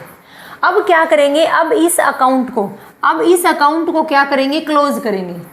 वहाँ पर इस अकाउंट को क्रेडिट किया था, इसको क्लोज करने के लिए डेबिट करेंगे। Goods send on consignment account debit to trading account, यानी जितना भी इसका बैलेंस है उसको कहाँ ट्रांसफ़र कर देंगे, ट्रेडिंग अकाउंट में ट्रांसफ़र कर देंगे, ट्रेडिंग अकाउंट के क्रेडिट साइड में जाएगा। ठीक है, यहाँ पर कंसाइनी की बुक्स ऑफ अकाउंट में कोई एंट्री नहीं करेंगे क्योंकि इसको गुड्स से लेने देने से कोई मतलब नहीं है, इसको अपने कमीशन से मतलब है, अपनी सेल्स से मतलब है। नेक्स्ट है receipt the balance amount from consignee. सबसे पहले देखो सेकंड नंबर पे, जब गुड्स को डिस्पैच करने के बाद सेकंड नंबर पे एंट्री क्या की थी, जब कंसाइनी से कंसाइनर को कुछ अमाउंट एडवांस में रिसीव हो जाती है, उसके लिए एंट्री क्या की थी, उसके लिए एंट्री की थी बैंक या BR account debit to consignee account. अब क्या एंट्री होनी है कि रिसिप्ट द बैलेंस अमाउंट, यानी बाकी एडवांस में तो पे कर दिया था कंसाइनी ने, एस्टिमेट लगा के कंसाइनी ने अनुमान लगाया था कि अगर आप 5 लाख रुपए का गुड्स सेंड कर रहे हो तो मान लो मैं 2 लाख रुपए एडवांस में पेमेंट कर रहा हूँ। अब बाकी के बचे हुए 3 लाख रुपए भी तो कंसाइनी कंसाइनर को देगा ना, क्योंकि टोटल 5 लाख के गुड्स का सेल कर दिया है कंसाइनी ने, 2 लाख रुपए एडवांस में दे दिए थे। सेकंड नंबर एंट्री चेक करो आपकी। अब क्या है, बाकी के बचे हुए 3 लाख रुपए कंसाइनी कंसाइनर को देगा। कब देगा, जब टोटल सेल्स हो चुकी होगी। एंट्री क्या बनेगी, जो पैसे बाकी हैं उसके एवज में बैंक या BR account debit to consignee account. अब कंसाइनी की बुक्स में भी एंट्री आएगी, क्यों, क्योंकि कंसाइनी के हाथ से पैसा जा रहा है। एंट्री क्या करेंगे, देखो balance due to consignor on settlement, जितने पर उनका सेटलमेंट हुआ था। 5 लाख रुपए के गुड्स थे, 2 लाख रुपए एडवांस में पे कर दिए थे, अब 3 लाख रुपए की पेमेंट करनी थी। तो कंसाइनर अकाउंट किसको पेमेंट कर रहे हैं, कंसाइनर को। Consignor account debit to bank या बीआर अकाउंट। तो मैक्सिमम एंट्री क्या है, कंसाइनर की बुक में हो रही है। कंसाइनी की बुक में सिर्फ कमीशन की एंट्री होगी, सिर्फ सेल्स की एंट्री होगी, एडवांस की एंट्री होगी। और अगर कुछ बाद में बचता है, यानी एडवांस में पेमेंट कर दिया था, जैसे अपने एग्जांपल में 5 लाख की टोटल सेल्स में से 2 लाख का तो एडवांस पेमेंट ले ली थी कंसाइनर ने, बाकी बच गए 3 लाख रुपए, वो क्या करेगा, जब कॉन्ट्रैक्ट फिनिश हो जाएगा, जब टोटल सेल्स हो जाएगी, कंप्लीट टोटल सेल्स होगी गुड्स की, उस टाइम पर बाकी बची हुई अमाउंट कंसाइनर को पे कर देगा। ये है अपनी टोटल ट्रांजेक्शन, टोटल एंट्री कि जब गुड्स को सेल करेगा तो एंट्री क्या होगी, जब एक्सपेंस होंगे तो कंसाइनर के एक्सपेंस हैं तो एंट्री क्या करेंगे, अगर कंसाइनी एक्सपेंस वहन कर रहा है तो एंट्री क्या करेंगे। अब हम देखेंगे 2-3 टॉपिक अपने पास। देखो, जो स्टॉक अनसोल्ड रह गया, मान लो कंसाइनर ने कंसाइनी को 5 लाख रुपए का गुड्स ट्रांसफ़र किया था। अब उस गुड्स में से सिर्फ मान लो 3 लाख रुपए का गुड्स सेल हुआ, बाकी का गुड्स बच गया 2 लाख रुपए। अब वो क्या है, वो है अनसोल्ड स्टॉक। उस अनसोल्ड स्टॉक की वैल्यूएशन कैसे करेंगे, कैसे कैलकुलेशन करेंगे, वो देखते हैं।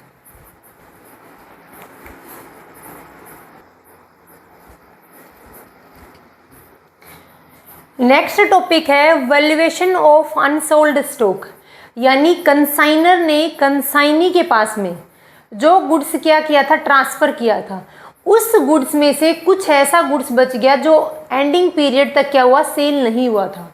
अब उस गुड्स की वैल्यूएशन करनी है। देखो, कंसाइनी के पास जो अनसोल्ड स्टॉक है, कंसाइनी के पास मान लो टोटल कितने का अमाउंट, 5 लाख रुपए का गुड्स सेंड किया था। 5 लाख रुपए के गुड्स में से जो गुड्स सेल नहीं हुआ, वो गुड्स किसके पास रखा हुआ है, कंसाइनी के पास। सिर्फ मान रहे हैं, क्योंकि लेकिन कंसाइनी अपनी बुक्स ऑफ अकाउंट में कोई एंट्री नहीं करेगा उसकी। तो कितना, 5 लाख के गुड्स में से कुछ गुड्स बिना बिका रह गया, यानी अनसोल्ड स्टॉक है। उस अनसोल्ड स्टॉक की कैसे वैल्यूएशन करेंगे वो देखनी है आज। तो सबसे पहला पॉइंट क्या है कि स्टॉक की कॉस्ट। सबसे पहले तो जो स्टॉक बच गया ना, उस स्टॉक की कॉस्ट लेंगे। मान लो 5 लाख रुपए का गुड्स था, 5 लाख रुपए के गुड्स में, जैसे मैंने एग्जांपल लिया यहाँ पर, 5 लाख रुपए के गुड्स में से 1/4 पार्ट अनसोल्ड स्टॉक रह गया, यानी 1,25,000 का गुड्स क्या है, अनसोल्ड है। पहले तो वो 1,25,000 की कॉस्ट ले लेंगे, ठीक है। उसके बाद उसमें और क्या ऐड करेंगे, उस गुड्स को कंसाइनर से कंसाइनी के पास ले जाने तक के जितने भी खर्चे हुए हैं, कंसाइनर से कंसाइनी तक ले जाने के खर्चे को क्या बोलते हैं।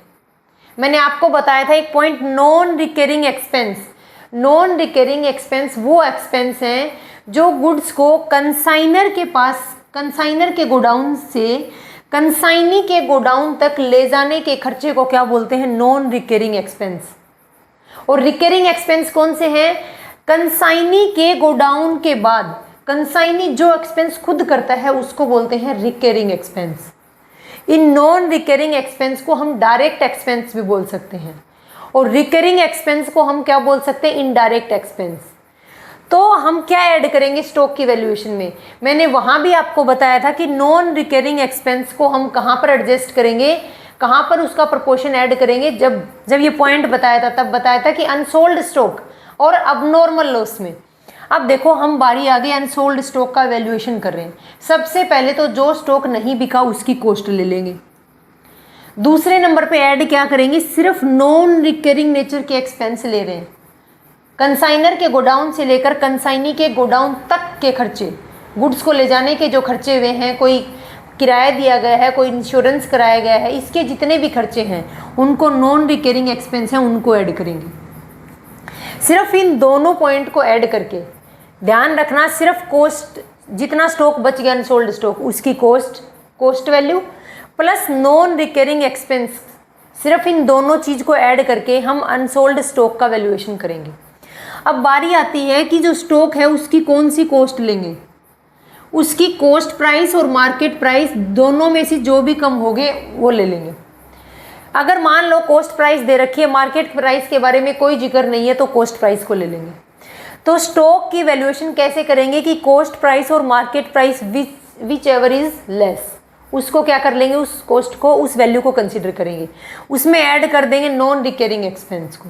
अब देखो, पे चाहे कंसाइनी ने किए हों चाहे कंसाइनर ने किए हों, चाहे पे कंसाइनी ने किए हों चाहे कंसाइनर ने किए हों, दोनों ही नॉन रिकरिंग एक्सपेंस को ऐड करेंगे। तो अनसोल्ड स्टॉक की वैल्यूएशन कैसे करेंगे, सबसे पहले उस अनसोल्ड स्टॉक की कॉस्ट लेंगे प्लस उसमें नॉन रिकरिंग नेचर के एक्सपेंस को ऐड करेंगे। एक्सपेंस चाहे कंसाइनी ने किए हों चाहे कंसाइनर ने किए हों, दोनों ऐड करेंगे। नीचे मैंने एक नोट लिखा है कि रिकरिंग नेचर के एक्सपेंस का कोई लेना देना नहीं है यहाँ पर, यानी कंसाइनी के गोदाउन में जाने के बाद जो कंसाइनी एक्सपेंस कर रहा है उनका कोई लेना देना नहीं है, उनको यहाँ पर इनकर नहीं करेंगे, ऐड नहीं करेंगे। तो रिकरिंग नेचर के एक्सपेंस को यहाँ पर हम कंसीडर ही नहीं करेंगे, सिर्फ नॉन रिकरिंग नेचर के एक्सपेंस को ऐड करेंगे। फिर वो मैटर नहीं करता कि एक्सपेंस कौन पे कर रहा हो, मैं दोनों बताऊंगी आपको। अगर थ्योरेटिकल कंसेप्ट थोड़ा सा कम समझ आ रहा है तो मैं आपको प्रैक्टिकल क्वेश्चन बताऊंगी, एकदम क्लियर हो जाएगा उससे। अब देखो, अगर मान लो एक्सपेंस के बारे में कुछ भी क्लियर नहीं बताया कि ये एक्सपेंस तो नॉन रिकरिंग नेचर के हैं और ये एक्सपेंस रिकरिंग नेचर के हैं, मतलब कुछ भी नहीं बताया गया क्लियर क्वेश्चन में, सिर्फ इतना दे दिया, 2 जगह एक्सपेंस बता दिए कि ये एक्सपेंस पहले के हैं ये बाद के हैं, तो हम कैसे कंसिडर करेंगे। देखो, एक्सपेंस के बारे में कुछ नहीं कहा तो हम क्या करेंगे, कंसाइनर ने जो एक्सपेंस किए, कंसाइनर ने जो एक्सपेंस किए उनको तो नॉन रिकरिंग नेचर के एक्सपेंस मान लेंगे, और कंसाइनी ने जो एक्सपेंस किए उन एक्सपेंस को हम रिकरिंग नेचर के एक्सपेंस मान लेंगे। अब बताओ किसको ऐड करेंगे, हमें तो ऐड, तो हम तो सिर्फ स्टॉक की कॉस्ट के साथ में दूसरा जो पॉइंट कंसीडर करेंगे उन नॉन रिकरिंग एक्सपेंस को ही करेंगे। कई बार क्वेश्चन में डायरेक्ट और इनडायरेक्ट वर्ड यूज करेंगे, तो नॉन रिकरिंग एक्सपेंस को हम क्या बोलते हैं, डायरेक्ट एक्सपेंस बोलते हैं, और रिकरिंग नेचर के एक्सपेंस को हम इनडायरेक्ट एक्सपेंस बोलते हैं। ठीक है, अगर ये थ्योरेटिकल पॉइंट समझ आ गया हो तो बहुत बेस्ट है, नहीं आया हो तो अब आ जाएगा। देखना, मान लो क्या है कि कंसाइनी के पास में 5 लाख रुपए का गुड्स सेंड कर रहे हैं। कितने का? 5 लाख रुपए का। उस 5 लाख के गुड्स में से 1/4 कितना रह गया? अनसोल्ड स्टॉक रह गया। ठीक है, 1/4 क्या रह गया? अनसोल्ड हो गया, और 3/4 गुड्स को सेल कर दिया। अब क्या है, नॉन रिकरिंग एक्सपेंस दे रखे हैं। नॉन रिकरिंग एक्सपेंस को कंसाइनर भी पे कर रहे हैं, कुछ एक्सपेंस कंसाइनी ने भी पे किए। कंसाइनर ने 35,000 पे कर दिए और कंसाइनी ने 5,000 के एक्सपेंस पे कर दिए। अब हम स्टॉक की वैल्यूएशन कैसे करेंगे? सबसे पहले देखो, मैंने क्या बताया था, स्टॉक की कॉस्ट ले लेंगे। स्टॉक की कॉस्ट कितनी? 5 लाख रुपए। क्या टोटल 5 लाख रुपए लेंगे हम? वैल्यूएशन ऑफ अनसोल्ड स्टॉक कर रहे हैं हम। सबसे पहले गुड्स दे रखा था 5 लाख रुपए का। क्या टोटल 5 लाख रुपए लेंगे हम? 5 लाख रुपए में से सिर्फ उसी स्टॉक की वैल्यू लेंगे जो अनसोल्ड रह गया है। अनसोल्ड कितना पार्ट था? 1/4। 5 लाख का 1/4 कितना हो जाएगा? 1,25,000 का स्टॉक की कॉस्ट वैल्यू है। ये क्या था? ये अनसोल्ड स्टॉक था। अब इसमें ऐड क्या करने हैं? नॉन रिकरिंग नेचर के एक्सपेंस। नॉन रिकरिंग नेचर के एक्सपेंस चाहे कंसाइनर पे कर रहा हो चाहे कंसाइनी पे कर रहा हो, दोनों के एक्सपेंस को ऐड करेंगे। कंसाइनर ने कितने पे किए? 35,000। क्या कंसाइनर के टोटल एक्सपेंस को ऐड कर देंगे? 35,000 तो टोटल 5 लाख रुपए के गुड्स को सेल करने पर हुए थे। टोटल एक्सपेंस तो टोटल 5 लाख रुपए के गुड्स को ट्रांसफर करने पे हुए थे, लेकिन हमें तो सिर्फ 1/4 हिस्सा ही निकालना है। 1/4 निकाला तो कितना आ जाएगा? 8,750। अब कंसाइनी के एक्सपेंस, कंसाइनी के कौन से एक्सपेंस है? ये जो नॉन रिकरिंग नेचर के एक्सपेंस, देखो इधर लिख रखा है नॉन रिकरिंग नेचर के एक्सपेंस कंसाइनी के 5,000। इसमें से क्या पूरा 5,000 लिखा जाएगा? नहीं, जो सिर्फ अनसोल्ड स्टॉक रह गया उसी का पोर्शन कैलकुलेट करेंगे। तो कितना आ जाएगा? 1,250। इन तीनों को ऐड करेंगे तो अमाउंट आती है 1,35,000। ये अनसोल्ड स्टॉक की वैल्यू है। तो उम्मीद करती हूँ कि अच्छे से समझ आ गया होगा, क्योंकि हमने पहले थ्योरेटिकल पॉइंट को डिस्कस किया, उसके बाद प्रैक्टिकल को। कई बार ये प्रैक्टिकल क्वेश्चन पूछ लेंगे आपसे कि बताओ कि अनसोल्ड स्टॉक की वैल्यू कैसे निकलेगी। उस स्टॉक की कॉस्ट कौन सी कॉस्ट? टोटल कॉस्ट नहीं, जितना पोर्शन अनसोल्ड रह गया उसकी कॉस्ट प्लस रिकरिंग नेचर। नहीं, रिकरिंग नेचर के एक्सपेंस के साथ तो कोई छेड़खानी ही नहीं करनी, सिर्फ और सिर्फ नॉन रिकरिंग नेचर के एक्सपेंस, चाहे वो कंसाइनर ने पे किए हो चाहे कंसाइनी ने पे किए हो, दोनों को क्या करेंगे? ऐड करेंगे और टोटल निकल आएगी गुड्स ऑफ अनसोल्ड स्टॉक की वैल्यू। नेक्स्ट पॉइंट देखते हैं।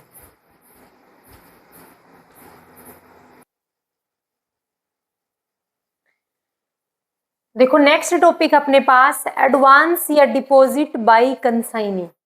कई बार क्या करता है कि कंसाइनी कंसाइनर को एडवांस में रुपए दे देता है। यानी कंसाइनर ने क्या किया, मान लो मिस्टर ए है और यहाँ पर मिस्टर बी है। मिस्टर ए क्या था? कंसाइनर, और मिस्टर बी क्या था? कंसाइनी था। तो मिस्टर बी ने क्या किया? मिस्टर ए को कुछ अमाउंट एडवांस में पेमेंट कर दी। अब एडवांस में पेमेंट कर दी वो तो ठीक है, अगर टोटल सेल्स, मान लो टोटल सेल्स थी 5 लाख रुपए की, मान लो टोटल सेल्स 5 लाख रुपए की थी, सेल्स नहीं ट्रांसफर किया था मिस्टर ए ने मिस्टर बी को, कंसाइनर ने कंसाइनी को 5 लाख रुपए का गुड्स ट्रांसफर कर दिया। इस 5 लाख रुपए के गुड्स की एवज में मिस्टर बी ने ए को एडवांस में कितनी पेमेंट कर दी? 2 लाख रुपए की। मान लो 4 लाख रुपए की पेमेंट कर दी, 2 लाख की कर दी, जो भी एज्यूम करो, ठीक है। मान लो कि 2 लाख रुपए की एडवांस में पेमेंट कर दी। अब 2 लाख रुपए की एडवांस में पेमेंट कर दी वो तो ठीक है। At the end of accounting year क्या होता है कि मिस्टर बी यानी कंसाइनी टोटल गुड्स को सेल नहीं कर पाता। अगर सेल कर देता तो ठीक है, मान लो 5 लाख रुपए के गुड्स कंसाइनर ने कंसाइनी को भेजे, अगर टोटल 5 लाख रुपए के गुड्स को सेल कर देता तो 2 लाख रुपए एडवांस में पेमेंट किए थे वो तो घट जाएंगे, लेस हो जाएंगे, और बाकी के बचे हुए 3 लाख रुपए कंसाइनर को पेमेंट कर देता। अब चक्कर क्या हो गया? चक्कर ये है कि 5 लाख रुपए के गुड्स ट्रांसफर किए मिस्टर ए ने बी को, उसमें से कुछ गुड्स क्या रह गए, अनसोल्ड स्टॉक रह गया, कुछ गुड्स अनसोल्ड स्टॉक रह गया। तो अब जो एडवांस में पेमेंट किया था उसकी वैल्यूएशन कैसे करेंगे? देखो एग्जांपल से ज्यादा इजीली समझ आएगा। कंसाइनी कुछ अमाउंट एडवांस में दे देता है, ठीक है, कौन देता है? कंसाइनी। किसको देता है? कंसाइनर को देता है। लेकिन अनसोल्ड स्टॉक रह गया, तो अब दिक्कत आ गई। अब क्या करेंगे? अब देखो, गुड्स ट्रांसफर किया 5 लाख रुपए का, कंसाइनर ने कंसाइनी को 5 लाख रुपए का गुड्स ट्रांसफर किया, ठीक है। इसके ऊपर कंसाइनी ने कितनी एडवांस पेमेंट कर दी? कंसाइनी ने 2 लाख रुपए की एडवांस पेमेंट कर दी, ठीक है। लेकिन at the end of accounting year क्या होता है कि सेल्स सिर्फ कितनी सेल्स हो पाती है? सिर्फ 4 लाख रुपए की सेल हो पाती है। यानी 1 लाख रुपए के गुड्स अभी भी कंसाइनी के पास रखे हुए हैं। 1 लाख रुपए के गुड्स अभी भी कंसाइनी के शोरूम में, गोडाउन में रखे हुए हैं। अब बात ये आती है कि ये 2 लाख रुपए एडवांस में पेमेंट किए थे, क्या ऐसा करेंगे कि सेल्स 4 लाख की हुई है, 4 लाख में से 2 लाख तो पहले पे कर दिए थे कंसाइनी ने, 2 लाख रुपए अब दे देगा कंसाइनी, तो हो गए टोटल 4 लाख रुपए? ऐसा नहीं होता, बल्कि जो एडवांस में दिया है ना उसका रेशियो चेक करेंगे। जितनी सेल्स हुई है उतनी ही एडवांस का पोर्शन लेंगे। कैसे? इतना समझ आया, गुड्स ट्रांसफर किया 5 लाख का, उसमें से सेल हो गया 4 लाख का, 1 लाख रुपए का अनसोल्ड स्टॉक है, ठीक है, मान लिया। टोटल इस 5 लाख रुपए के गुड्स पर 2 लाख रुपए एडवांस में पेमेंट दे दी थी। किसने? कंसाइनी ने कंसाइनर को दे दी थी। अब बात इस 2 लाख रुपए की है कि इस 2 लाख रुपए को हम कैसे सेट करें। सबसे पहले देखो, अब क्या करेंगे? अब एडवांस को कैसे एडजस्ट करें इस 2 लाख रुपए को, क्योंकि टोटल सेल्स नहीं हुई है 5 लाख रुपए की, और ये 2 लाख रुपए इस 5 लाख रुपए के ऊपर एडवांस दिए गए थे। अब देखो कैसे करेंगे। सेल्स परसेंटेज कैलकुलेट करेंगे सबसे पहले कि टोटल कितनी सेल हुई है, कि टोटल जो गुड्स भेजा गया था उसमें से कितना परसेंटेज गुड्स से सेल हो गया। सेल गुड्स कितना था? 4 लाख रुपए, और टोटल कितना था? 5 लाख रुपए। 4 lakh divide by 5 lakh into में 100, यानी टोटल 80% सेल्स कर दिया। 5 लाख का 80% कितना हो गया? 4 लाख रुपए। 4 लाख रुपए के गुड्स का क्या कर दिया? सेल कर दिया। यानी सेल्स का रेशियो क्या है? सेल्स रेशियो है 80% सेल्स का, गुड्स का सेल कर दिया, ठीक है। अब जब ये पता चल गया कि टोटल सेल्स में से सिर्फ 80%, टोटल गुड्स का जो ट्रांसफर किया था उसमें से सिर्फ 80% गुड्स को सेल किया गया है, तो अब इसका भी 80% ही निकाल लेंगे। अब क्या करेंगे? एडवांस अमाउंट का 80% निकाल लेंगे और इस साल सिर्फ 1,60,000 को ही एडजस्ट करेंगे। कंसाइनर को कितना पैसा मिल गया था एडवांस में? 2 लाख रुपए। तो इस साल जब सेल्स 80% हुई है तो एडवांस का भी सिर्फ 80% ही कंसीडर करेंगे, बाकी का 40% तब कंसीडर करेंगे जो ये जो बाकी बची हुई 1 लाख रुपए की सेल है ना, तब ये 1 लाख रुपए की सेल होगी तब उसमें एडजस्ट करेंगे। तो अब बात ही आती है पेमेंट कितनी करेगा कंसाइनी। कंसाइनी अकाउंटिंग ईयर के एंड में कितनी पेमेंट करेगा? कंसाइनी ने क्या किया था? टोटल 2 लाख रुपए पेमेंट दे दिए थे एडवांस में ओपनिंग ऑफ द ईयर में। अब क्या करेगा? 1 लाख, इस 2 लाख में से एडवांस कितनी मानेगा? इस साल की एडवांस सिर्फ 1,60,000 रुपये मानेगा। क्यों? क्योंकि सिर्फ 4 लाख रुपए की गुड्स, यानी सिर्फ 80% गुड्स का सेल हुआ है। बाकी कितना बच गया? बाकी 20% गुड्स सेल बाकी है, वो जब नेक्स्ट ईयर होगी तब उसको एडजस्ट कर लेंगे। अब बात क्या आती है? पेमेंट कितनी देगा कौन? कंसाइनी कंसाइनर को कितनी पेमेंट देगा? टोटल पेमेंट कितनी करनी थी? गुड्स का सेल किया है 1,40,000 का, 1,40,000 में से 1,60,000 पहले दे चुका है। 1,60,000 रुपये ही कंसिडर करेंगे, 2 लाख कंसिडर नहीं करेंगे। तो 1,60,000 पहले दे चुका, तो अब कितना देगा? अब देगा 2,40,000 रुपये। अब 2,40,000 रुपये कंसाइनी कंसाइनर को दे देगा कि ये लो, अपना हिसाब खत्म हुआ इस साल का। आपका गुड्स 1 लाख रुपए का बचता है, जब उस गुड्स को मैं सेल करूंगा तब मैं आपको बाकी की पेमेंट दे दूंगा, और जब मैं बाकी की पेमेंट दूंगा यानी 1 लाख रुपए की पेमेंट बाकी देनी है, उसमें से मैं इस 40,000 रुपये को लेस करूंगा। कहाँ से 40,000 रुपये? 2 लाख रुपए दिए थे मैंने एडवांस, और इस साल सिर्फ 1,60,000 की एडजस्टमेंट हुई है, बाकी के 40,000 कहाँ गए? वो भी आपको एडवांस में मिले हुए, वो मैं इसी 1 लाख की सेल, इस 1 लाख के गुड्स का जब सेल करूंगा ना उसमें एडजस्ट करूंगा। तो ये कौन सा है? ये है जब कंसाइनी ने कंसाइनर को एडवांस में पेमेंट दी थी, और अगर कुछ अनसोल्ड स्टॉक रह जाता है, अगर कुछ अनसोल्ड स्टॉक रह गया, जैसे 1 लाख का रह गया था, तो इस अनसोल्ड स्टॉक को एडवांस में कैसे एडजस्ट करेंगे, ये पॉइंट था अपना। मैंने बहुत डिटेल में समझाने की कोशिश की है, फिर भी नहीं समझ आया हो तो आप कमेंट करके बता देना। नेक्स्ट एक मिनी सा छोटा टॉपिक हमारे पास, when goods consigned at invoice price. देखो गुड्स हमेशा किस पे ट्रांसफर किया जाता है, कॉस्ट प्राइस पर ट्रांसफर करता है। कंसाइनर कंसाइनी को जो गुड्स ट्रांसफर करता है वो कॉस्ट प्राइस पर करता है कि मेरे गुड्स की इतनी कॉस्ट है और आप इतनी सेल्स प्राइस पर इसको सेल कर देना, इतना बताता है।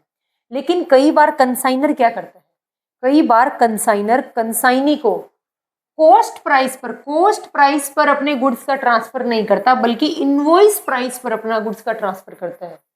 यानी कॉस्ट, मान लो कॉस्ट आती है 100 रुपए की, लेकिन वो मिस्टर बी को बोलता है कि मेरे गुड्स 100 रुपए में नहीं बना है, मेरा गुड्स 120 रुपए में बना है। उस 120 रुपए को इनवॉइस प्राइस बोलेंगे। 100 रुपए कॉस्ट प्राइस थी, कॉस्ट प्राइस पर ना बताकर उसको इनवॉइस प्राइस बताया गया है 120 रुपए। 120 रुपए पे मेरे गुड्स को सेल कर देना। ऐसा करता क्यों है? मतलब ये जो पर्सन है, ये जो बंदा है कंसाइनर, ये 100 रुपए भी तो बता सकता था ना कि 100 रुपए का गुड्स है मिस्टर बी, आप इसको 120, 30, 50 जिसमें भी बेच सकते हो, सेल कर सकते हो, कर देना। जितनी ज्यादा सेल्स होगी मैं क्योंकि इसको तो उतना ही फायदा होने वाला है ना, क्योंकि बी को कमीशन किसके ऊपर मिलता है, बी को कमीशन टोटल सेल्स वैल्यू पर मिलता है। जितनी ज्यादा सेल्स प्राइस होगी उतनी ही ज्यादा कमीशन होगा। लेकिन चक्कर ये भी तो आ जाता है, मान लो कोई प्रोडक्ट 100 रुपए का बिक रहा है, इसकी कॉस्ट प्राइस कितनी थी, 100 रुपए की थी, जो इसने मिस्टर ए ने मिस्टर बी को ट्रांसफर किया। अब मिस्टर बी को पता है, मैं थोड़ा सा इरेज कर रही हूँ आपको यहाँ से। अब मिस्टर बी को पता है कि ये गुड्स बाहर मार्केट में 200 रुपए में सेल कर सकता हूँ, तो मैं क्या करूंगा, मिस्टर ए को तो 150 रुपए दे दूंगा और बाकी के 50 रुपए में मेरे गुल्लक में रख लूंगा। ये मिस्टर ए जानता है, क्योंकि मिस्टर ए भी एक ट्रेडर है। मिस्टर ए एक ट्रेडर है, मिस्टर ए को पता है कि ये 100 रुपए का गुड्स मार्केट में कितने रुपए में बिकेगा लगभग, तो मिस्टर बी को भी पता है और मिस्टर ए को भी पता है।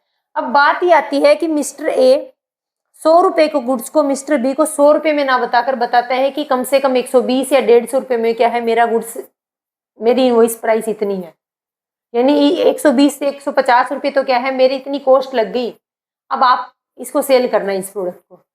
अब मिस्टर बी क्या है, मिस्टर बी ज्यादा पैसे नहीं कमा पाएगा, यानी एक्सेस अमाउंट अपने पास नहीं रख सकेगा। इसीलिए क्या करता है, इसीलिए मिस्टर ए अपने गुड्स की जब मिस्टर बी को बेचता है तो गुड्स की प्राइस बढ़ा के बताता है। देखो इधर, गुड्स की कॉस्ट से हाई प्राइस पर, गुड्स की कॉस्ट थी 100 रुपए और बताएं उसको 150 रुपए, तो गुड्स की कॉस्ट से हाई प्राइस पर हमने ट्रांसफर किया। मैंने यहाँ पर ट्रांसफर वर्ड यूज किया, सेल्स नहीं किया, क्योंकि ये 100 रुपए का गुड्स था, इसको ट्रांसफर कितने में किया है, इसको ट्रांसफर किया है 150 में। अब क्या है, मिस्टर बी को ये गुड्स 150 वाला गुड्स मार्केट में बेचना है। ये कितने में बेचेगा, 150 वाला गुड्स मान लो 200 रुपए में बेचेगा, तो क्या करेगा, जितने भी अमाउंट आ रही है उसको बता देगा मिस्टर ए को कि आपका गुड्स 200 रुपए में हुआ है, सेल्स हुआ है, और इसके ऊपर कमीशन मिलेगा वो तो। लेकिन ज्यादा गैप, क्योंकि ये पर्सन अगर 150 रुपए का ना करता और मिस्टर बी चालाकी चल देता कि 100 रुपए का गुड्स है 200 रुपए में बेच देता हूँ, 50 रुपए मेरी पॉकेट में रख लूंगा और मिस्टर ए को बता दूंगा कि ये तो 150 रुपए में सेल हुआ। इसी वजह से, इसी पॉइंट की वजह से क्या है, इसी पॉइंट की वजह से मिस्टर ए मिस्टर बी को अपने गुड्स को कॉस्ट प्राइस से बढ़ा करके हाई प्राइस पर ट्रांसफर करता है। उसको क्या बोलते हैं, उसको बोलते हैं लोडेड प्राइस। जब कंसाइनर कंसाइनी को कॉस्ट प्राइस से हाई प्राइस पर अपने गुड्स का ट्रांसफर करता है, उस प्राइस को लोडेड प्राइस बोलते हैं। एग्जाम्पल देखो, गुड्स की कॉस्ट थी 10,000, उसमें 10% लोडेड प्राइस ऐड कर देता है। कौन, कंसाइनर ऐड करता है। कंसाइनर 10% लोडेड प्राइस ऐड करके उस प्रोडक्ट को 11,000 में किसको ट्रांसफर करेगा, कंसाइनी को ट्रांसफर करेगा। अब कंसाइनी इस 11,000 वाले प्रोडक्ट की मार्केट में सेल करेगा। 11,000 क्या है, उसकी इनवॉइस प्राइस है, कॉस्ट प्राइस तो 10,000 ही थी। 10% क्या कर दिया, लोडेड प्राइस को ऐड करके टोटल इनवॉइस प्राइस यानी 11,000 रुपए में कंसाइनर ने कंसाइनी को गुड्स ट्रांसफर किया है। अब क्या करेगा, क्योंकि मान लो वो प्रोडक्ट 15,000 रुपए में बिकता था, 11 का प्रोडक्ट 12 में बिकता था। अगर ज्यादा गैप होता तो क्या है, कंसाइनी अपनी पॉकेट में पैसा रख लेता। इस डर की वजह से क्या करता है कि कंसाइनर अपने गुड्स को इनवॉइस प्राइस पर बेचता है। अब देखो मैंने इधर बता भी रखा है कि वो ऐसा क्यों करता है, अपने कॉस्ट प्राइस से बढ़ाकर प्राइस पर क्यों बेचता है, क्यों ट्रांसफर करता है।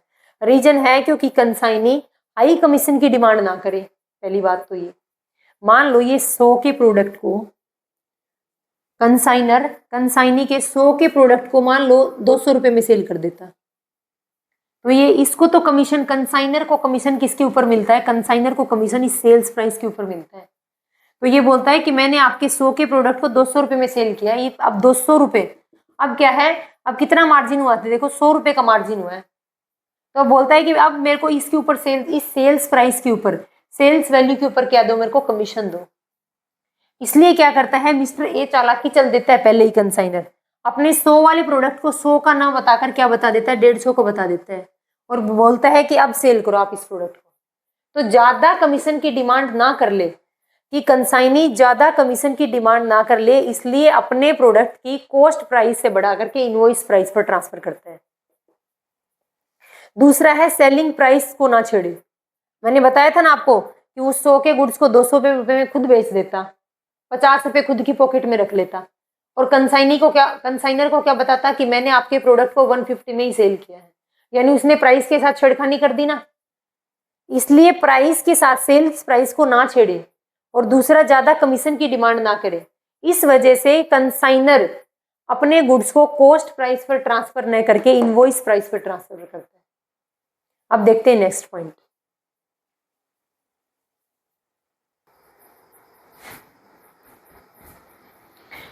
अब नेक्स्ट पॉइंट अपने पास, del credere commission is allowed. ये डेल क्रेडिटर कमीशन क्या होता है, कौन देता है, मैंने आपको बताया था, एक बार फिर से बताती हूँ।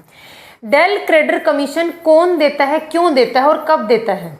देखो कंसाइनर क्या है, कंसाइनर ने गुड्स को ट्रांसफर कर दिया कंसाइनी को।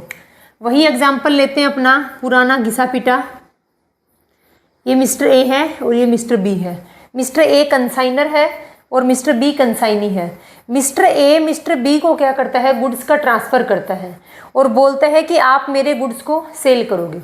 अब मिस्टर बी जब गुड्स को सेल करता है तो कुछ गुड्स तो कैश में सेल कर देता है और कुछ गुड्स क्रेडिट में भी सेल कर देता है।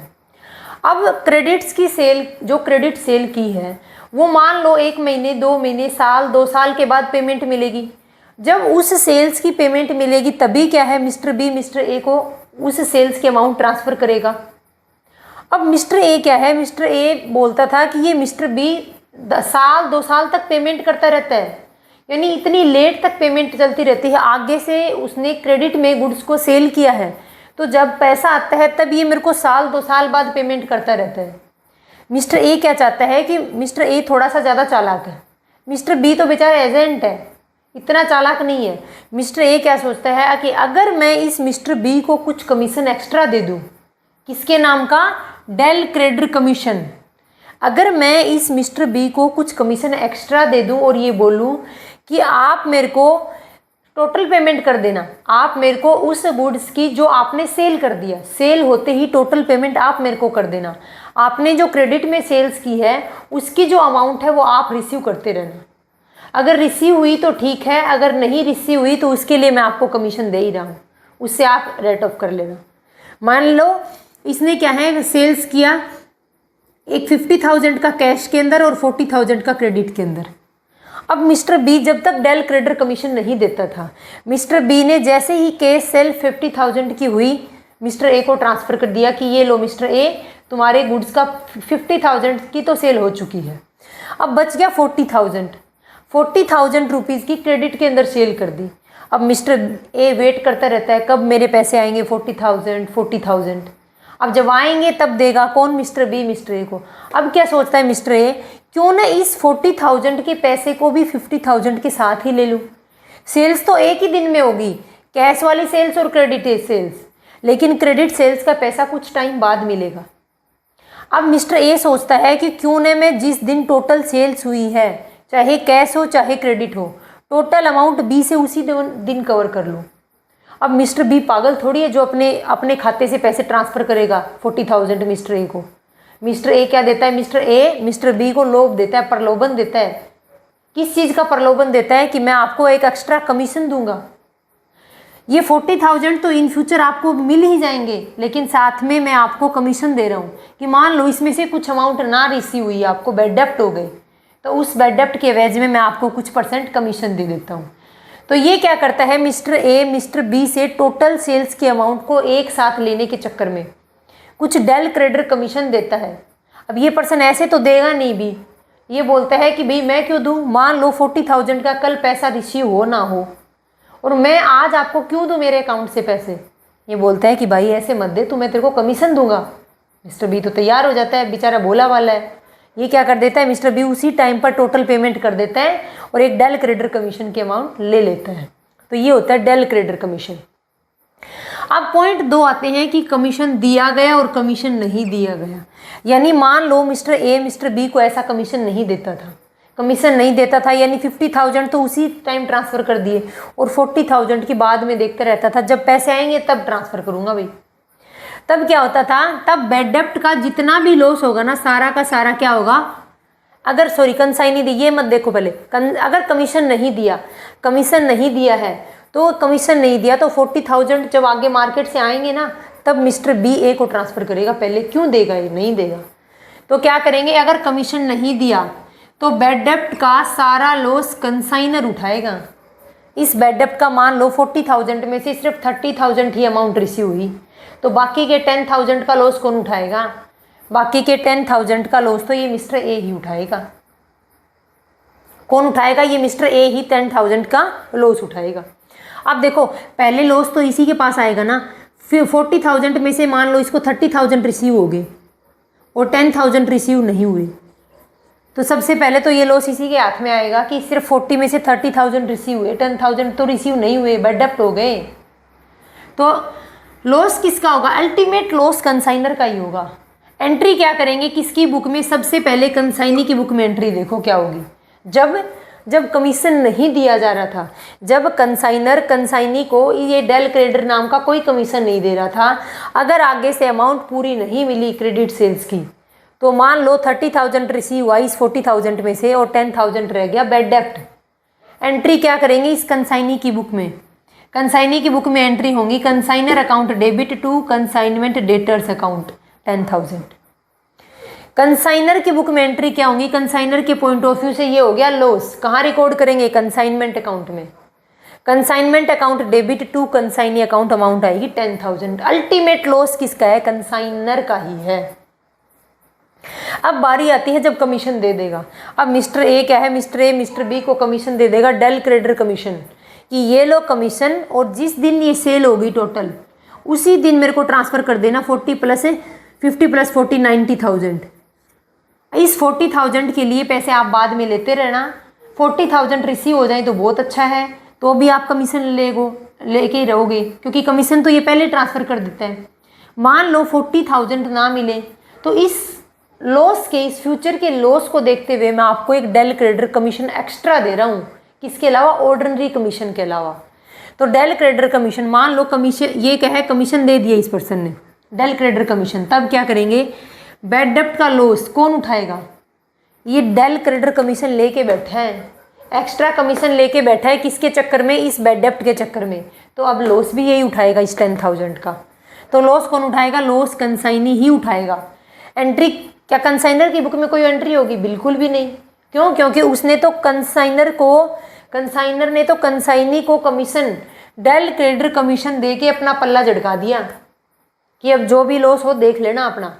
एंट्री क्या करेंगे, बैड डेप्ट account debit to consignment debtors account amount आएगी 10,000। सिर्फ कंसाइनी की बुक्स ऑफ अकाउंट में एंट्री होगी और कहीं एंट्री नहीं होगी, क्योंकि कमीशन लेके बैठा है तो लॉस भी यही बियर करेगा अब अगर हुआ तो। ये है अपना, अगर डेल क्रेडिट कमीशन अलाउ करता है और अलाउ नहीं करता है तब। नेक्स्ट अपने पास है कि लॉस ऑफ गुड्स, यानी गुड्स का लॉस हो जाता है। कई बार क्या है कि कंसाइनी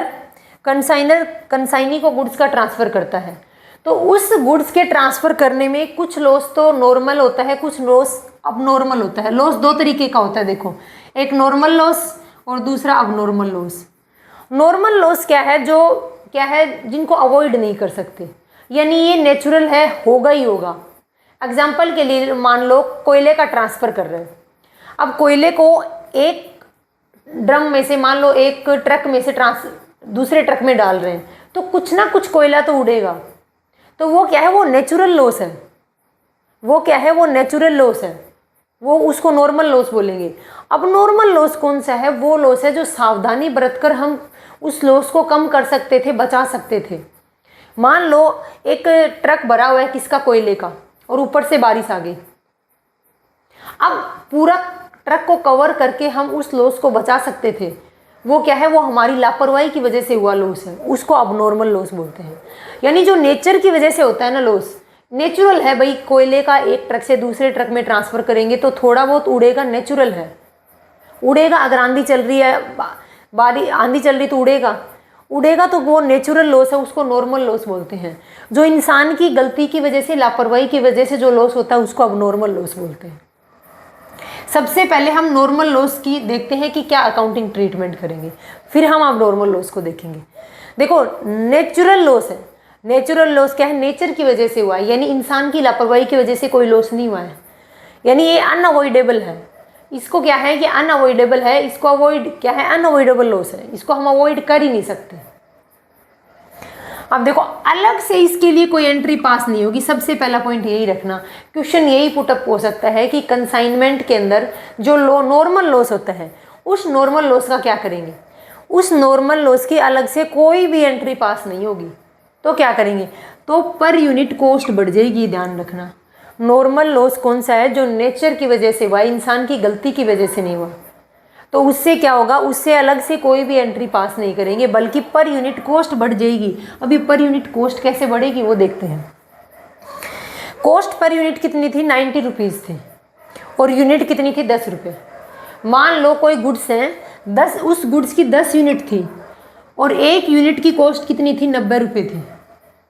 एक यूनिट की कॉस्ट कितनी थी, 90 रुपये। तो टोटल गुड्स की वैल्यू कितनी हुई, टोटल गुड्स की वैल्यू होगी 900 रुपये का गुड्स हो गया। अब 10 रुपये की 10 यूनिट थी, 10 यूनिट में से एक यूनिट का लॉस हो गया, और वो भी कौन सा लॉस है, नॉर्मल लॉस है। 10 यूनिट में से एक यूनिट खराब होगी नॉर्मल लॉस की वजह से, इंसान की लापरवाही की वजह से नहीं हुई है।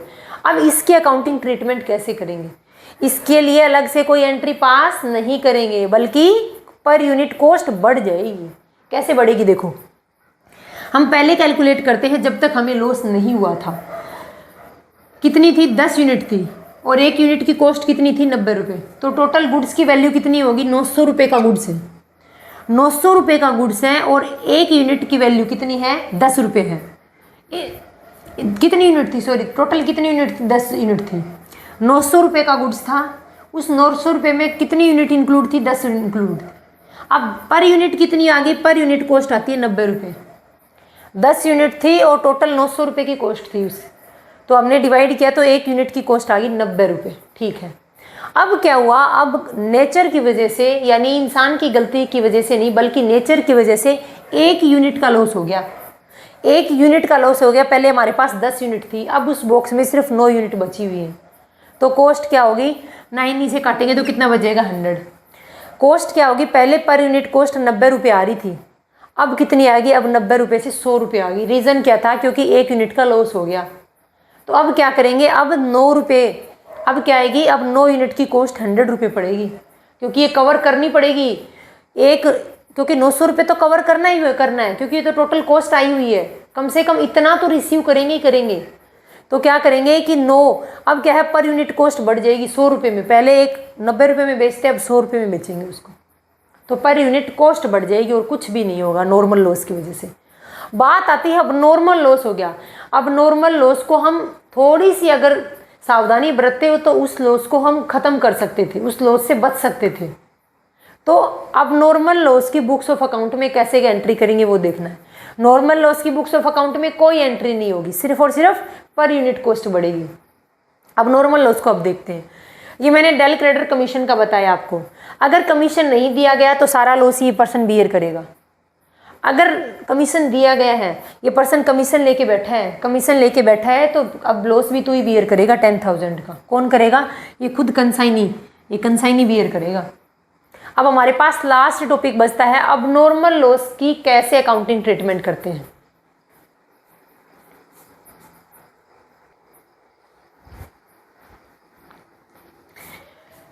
नेक्स्ट टॉपिक अपने पास अब नॉर्मल लॉस। नॉर्मल लॉस का हमने क्या देखा था कि नॉर्मल लॉस की कोई भी बुक्स ऑफ अकाउंट में कोई एंट्री नहीं होगी, सिर्फ और सिर्फ पर यूनिट कॉस्ट बढ़ जाएगी।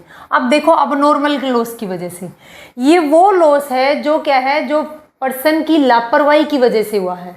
अगर सावधानी बरतते तो इस लॉस से बच सकते थे। कौन से लॉस होते हैं अब नॉर्मल लॉस? जैसे थेफ्ट, चोरी हो गया, आग लग गया।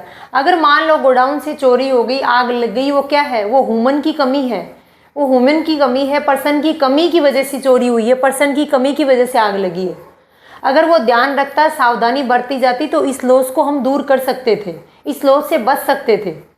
अब देखो इस लॉस को बियर कौन करेगा? इस लॉस को सहन करेगा पूरी की पूरी टोटल अमाउंट कंसाइनर सहन करेगा। कंसाइनी का कोई रोल नहीं होगा, टोटल अमाउंट कंसाइनर ही सहन करेगा। अब देखो कैलकुलेशन कैसे करेंगे, सबसे अपनी मेन पॉइंट है कि अब नॉर्मल लॉस की कैलकुलेशन कैसे करेंगे। जितनी यूनिट्स के गुड्स अब नॉर्मल लॉस, मान लो कितना था, एक गोडाउन के अंदर 1000 यूनिट की क्या थी, स्टॉक रखा हुआ था, उसमें से 100 यूनिट का, 1000 यूनिट्स में से 100 यूनिट का क्या हो गया, अब नॉर्मल लॉस हो गया। मान लो किसी ने चोरी कर ली, थेफ्ट होगी, तो क्या हो गया, अब नॉर्मल गुड्स की जितनी कॉस्ट है, कितने के गुड्स का सेल हुआ, 100 यूनिट थी और 10 रुपये एक की, टोटल कितने की, 1000 रुपीज़ की टोटल कॉस्ट। यानी अब नॉर्मल गुड्स की टोटल कॉस्ट लेंगे। अब नॉर्मल गुड्स की क्या ले लेंगे, अब नॉर्मल गुड्स की टोटल कॉस्ट लेंगे और उसमें नॉन रिकरिंग नेचर के एक्सपेंस को ऐड करेंगे, चाहे वो एक्सपेंस कंसाइनी ने किए हों चाहे कंसाइनर ने किए हों। ये मैटर नहीं करता कि नॉन रिकरिंग नेचर के एक्सपेंस किसने किए हैं, उसमें नॉन रिकरिंग नेचर के एक्सपेंस भी ऐड करेंगे। मान लो टोटल 10,000 के नॉन रिकरिंग नेचर के एक्सपेंस हैं, तो जितनी यूनिट्स का क्या हुआ है, अब नॉर्मल लॉस हो गया है, उसके एवरेज में, उसके रेशो में हम क्या कैलकुलेट करेंगे, अब नॉर्मल लॉस की अमाउंट को कैलकुलेट करके वो ऐड करेंगे। बात यह है कि अब नॉर्मल लॉस को कैसे कैलकुलेट करेंगे, जितनी यूनिट्स का लॉस हुआ है उसकी कॉस्ट वैल्यू लेंगे प्लस नॉन रिकरिंग नेचर के एक्सपेंस को ऐड करेंगे। ये दोनों, ये टोटल क्या निकलेगी, इससे अब नॉर्मल लॉस की वैल्यू निकलेगी। अब देखो अब नॉर्मल लॉस के लिए एंट्री क्या करेंगे, अब normal loss account debit to 1000, मान लो 1000 रुपीज़ का लॉस हो गया, क्या हो गया, मान लो 1000 रुपीज़ की कोई चीज़ थी उसका लॉस हो गया। एंट्री क्या करेंगे, अब normal loss account debit to consignment account. देखो पूरा का पूरा जो ये लॉस बियर कौन करेगा, कंसाइनर करेगा। कंसाइनी का कोई रोल नहीं है इसमें, कंसाइनी का इतना ही रोल है, सिर्फ ये एक्सपेंस वाला। ये तो मैंने आपको पहले बता दिया था जब मैंने नॉन रिकरिंग नेचर के एक्सपेंस बताए थे कि अनसोल्ड स्टॉक और अब नॉर्मल लॉस दोनों के अंदर नॉन रिकरिंग नेचर के एक्सपेंस को ऐड करेंगे। तो देखो मैंने ऐड कर दिया ना, cost plus non recurring nature के एक्सपेंस को ऐड कर दिया। मान लो ये टोटल लॉस होता है 1000 रुपये का, ये दोनों को मिलाने के बाद, इन दोनों को ऐड करने के बाद टोटल लॉस है 1000 रुपये का। एंट्री क्या होगी, अब normal loss account debit to consignment account. Consignment account के क्या होगा, अब normal loss account debit to consignment account.